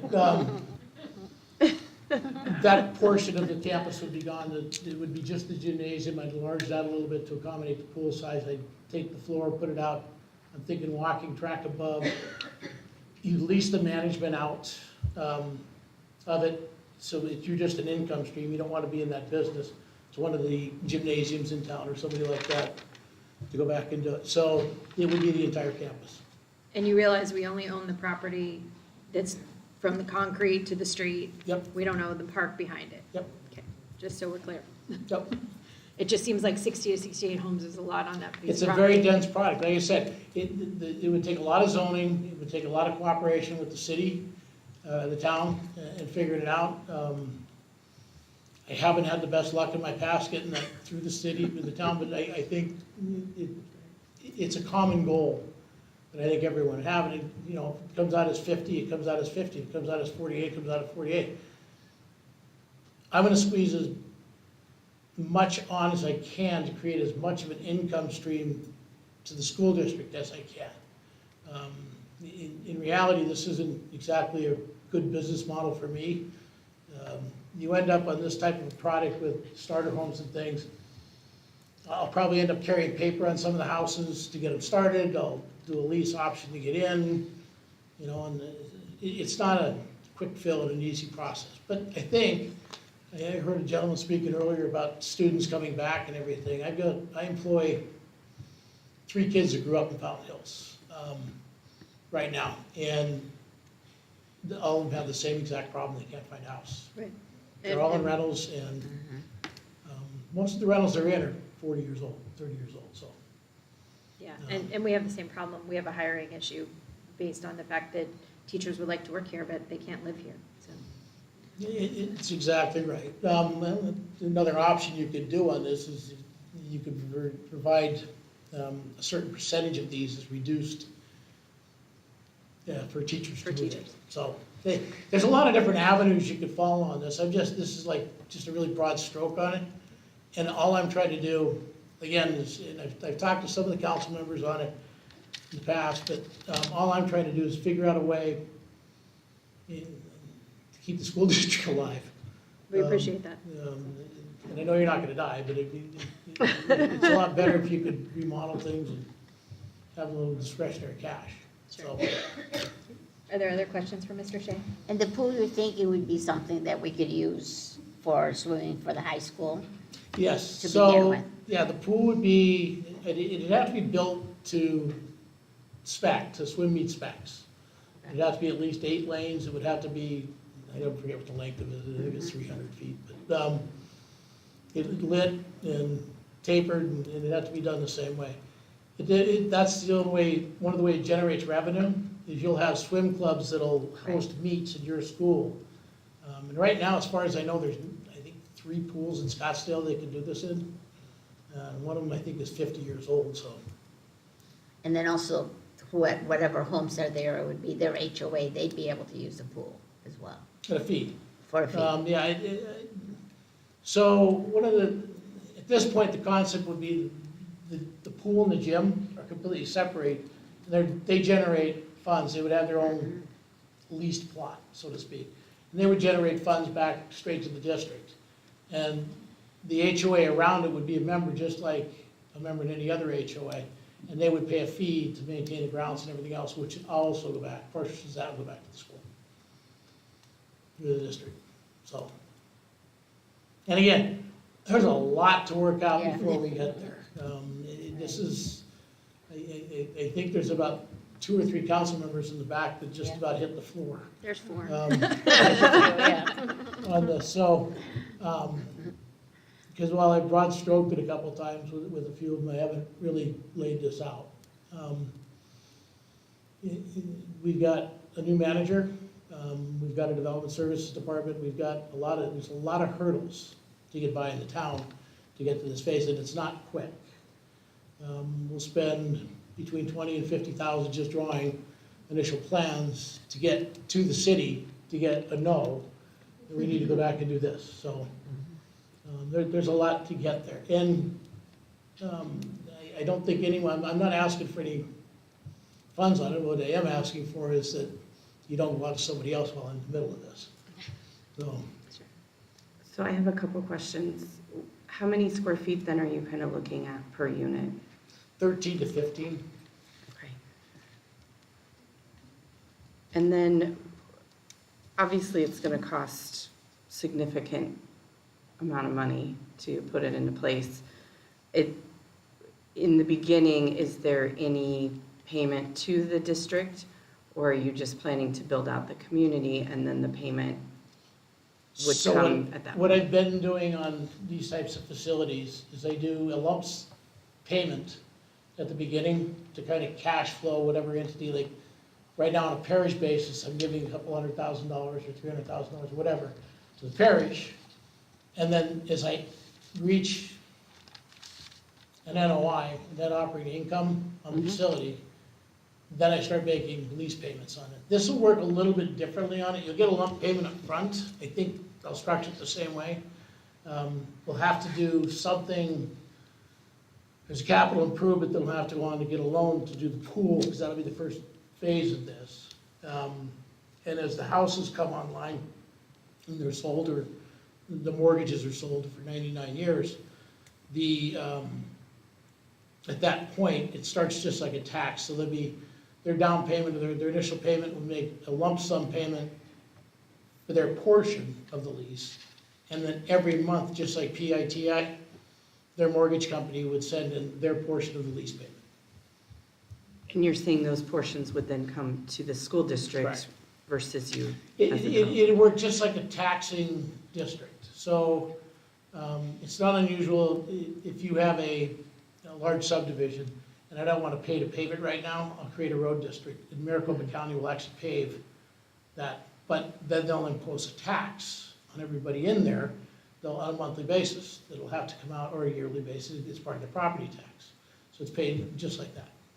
And then who is responsible for the pool aquatic center? The gymnasium will be, the people that have the lease of the gym will be responsible to maintain it and to keep it. Like I say, you don't want to be in the business of doing that. Right. So they have to do that and then make a payment to the school for doing it. As they sell meats, which can generate, I don't know, the last time I looked, it was like 20 grand or 28 grand or something like that per meat they were making. That would come to the school district. And, In my head. Yeah, so there are obviously then organizations out there that manage and lease. Oh yeah, I could name you 5 gyms in this town that would go do that in a heartbeat. Just to have the facility, to have the swimming facilities, and because they're gonna get a large workout space as well. So, yeah, I don't think we're gonna have a problem leasing the building. The last time I tried to put a pool here, I think they ended up people just running to give them money to start a pool. We're not gonna go that route, but there'll be debt service on it in the beginning, and it'll bleed off at the end. The longer the facility goes, the more the school district makes, so.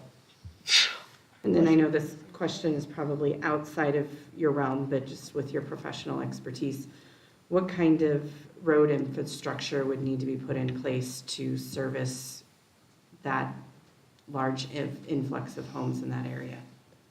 As far as the ancillary roads, the secondary streets that come into there would nothing. The interior roads would be private, on leased property, so they wouldn't follow bank standards, they'd be smaller. I'd have to keep fire department access, of course, in and throughout the district. It'd be like any other gated community. So, again, heaven forbid we ever have a real traffic problem in the town of Fountain Hills. I don't know, I've seen some. I've probably done more roadway studies than most do, so I can tell you we're a long way from a traffic problem.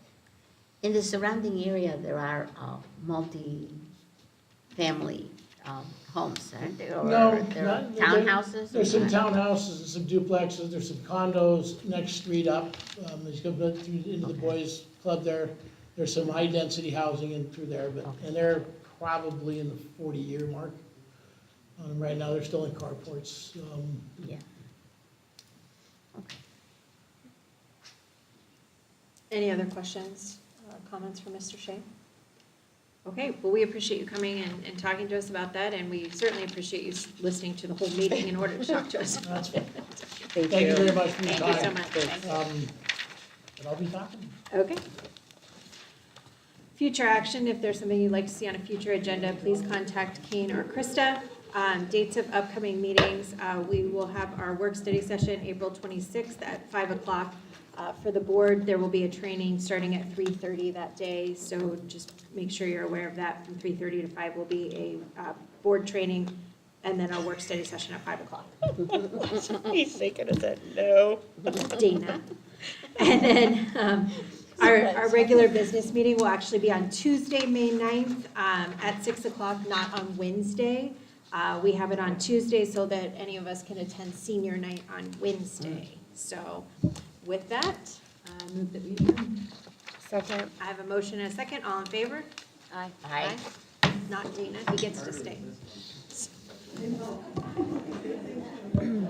Do we? Yes, it's the last Friday.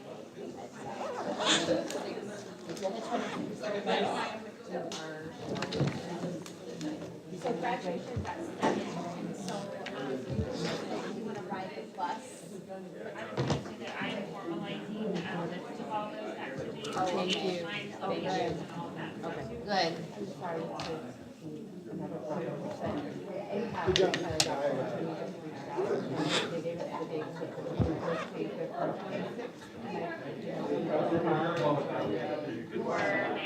Yes.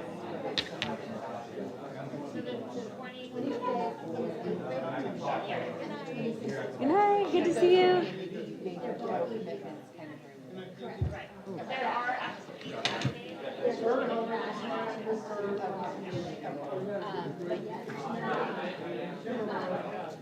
Krista, is there a staff breakfast? that will be on the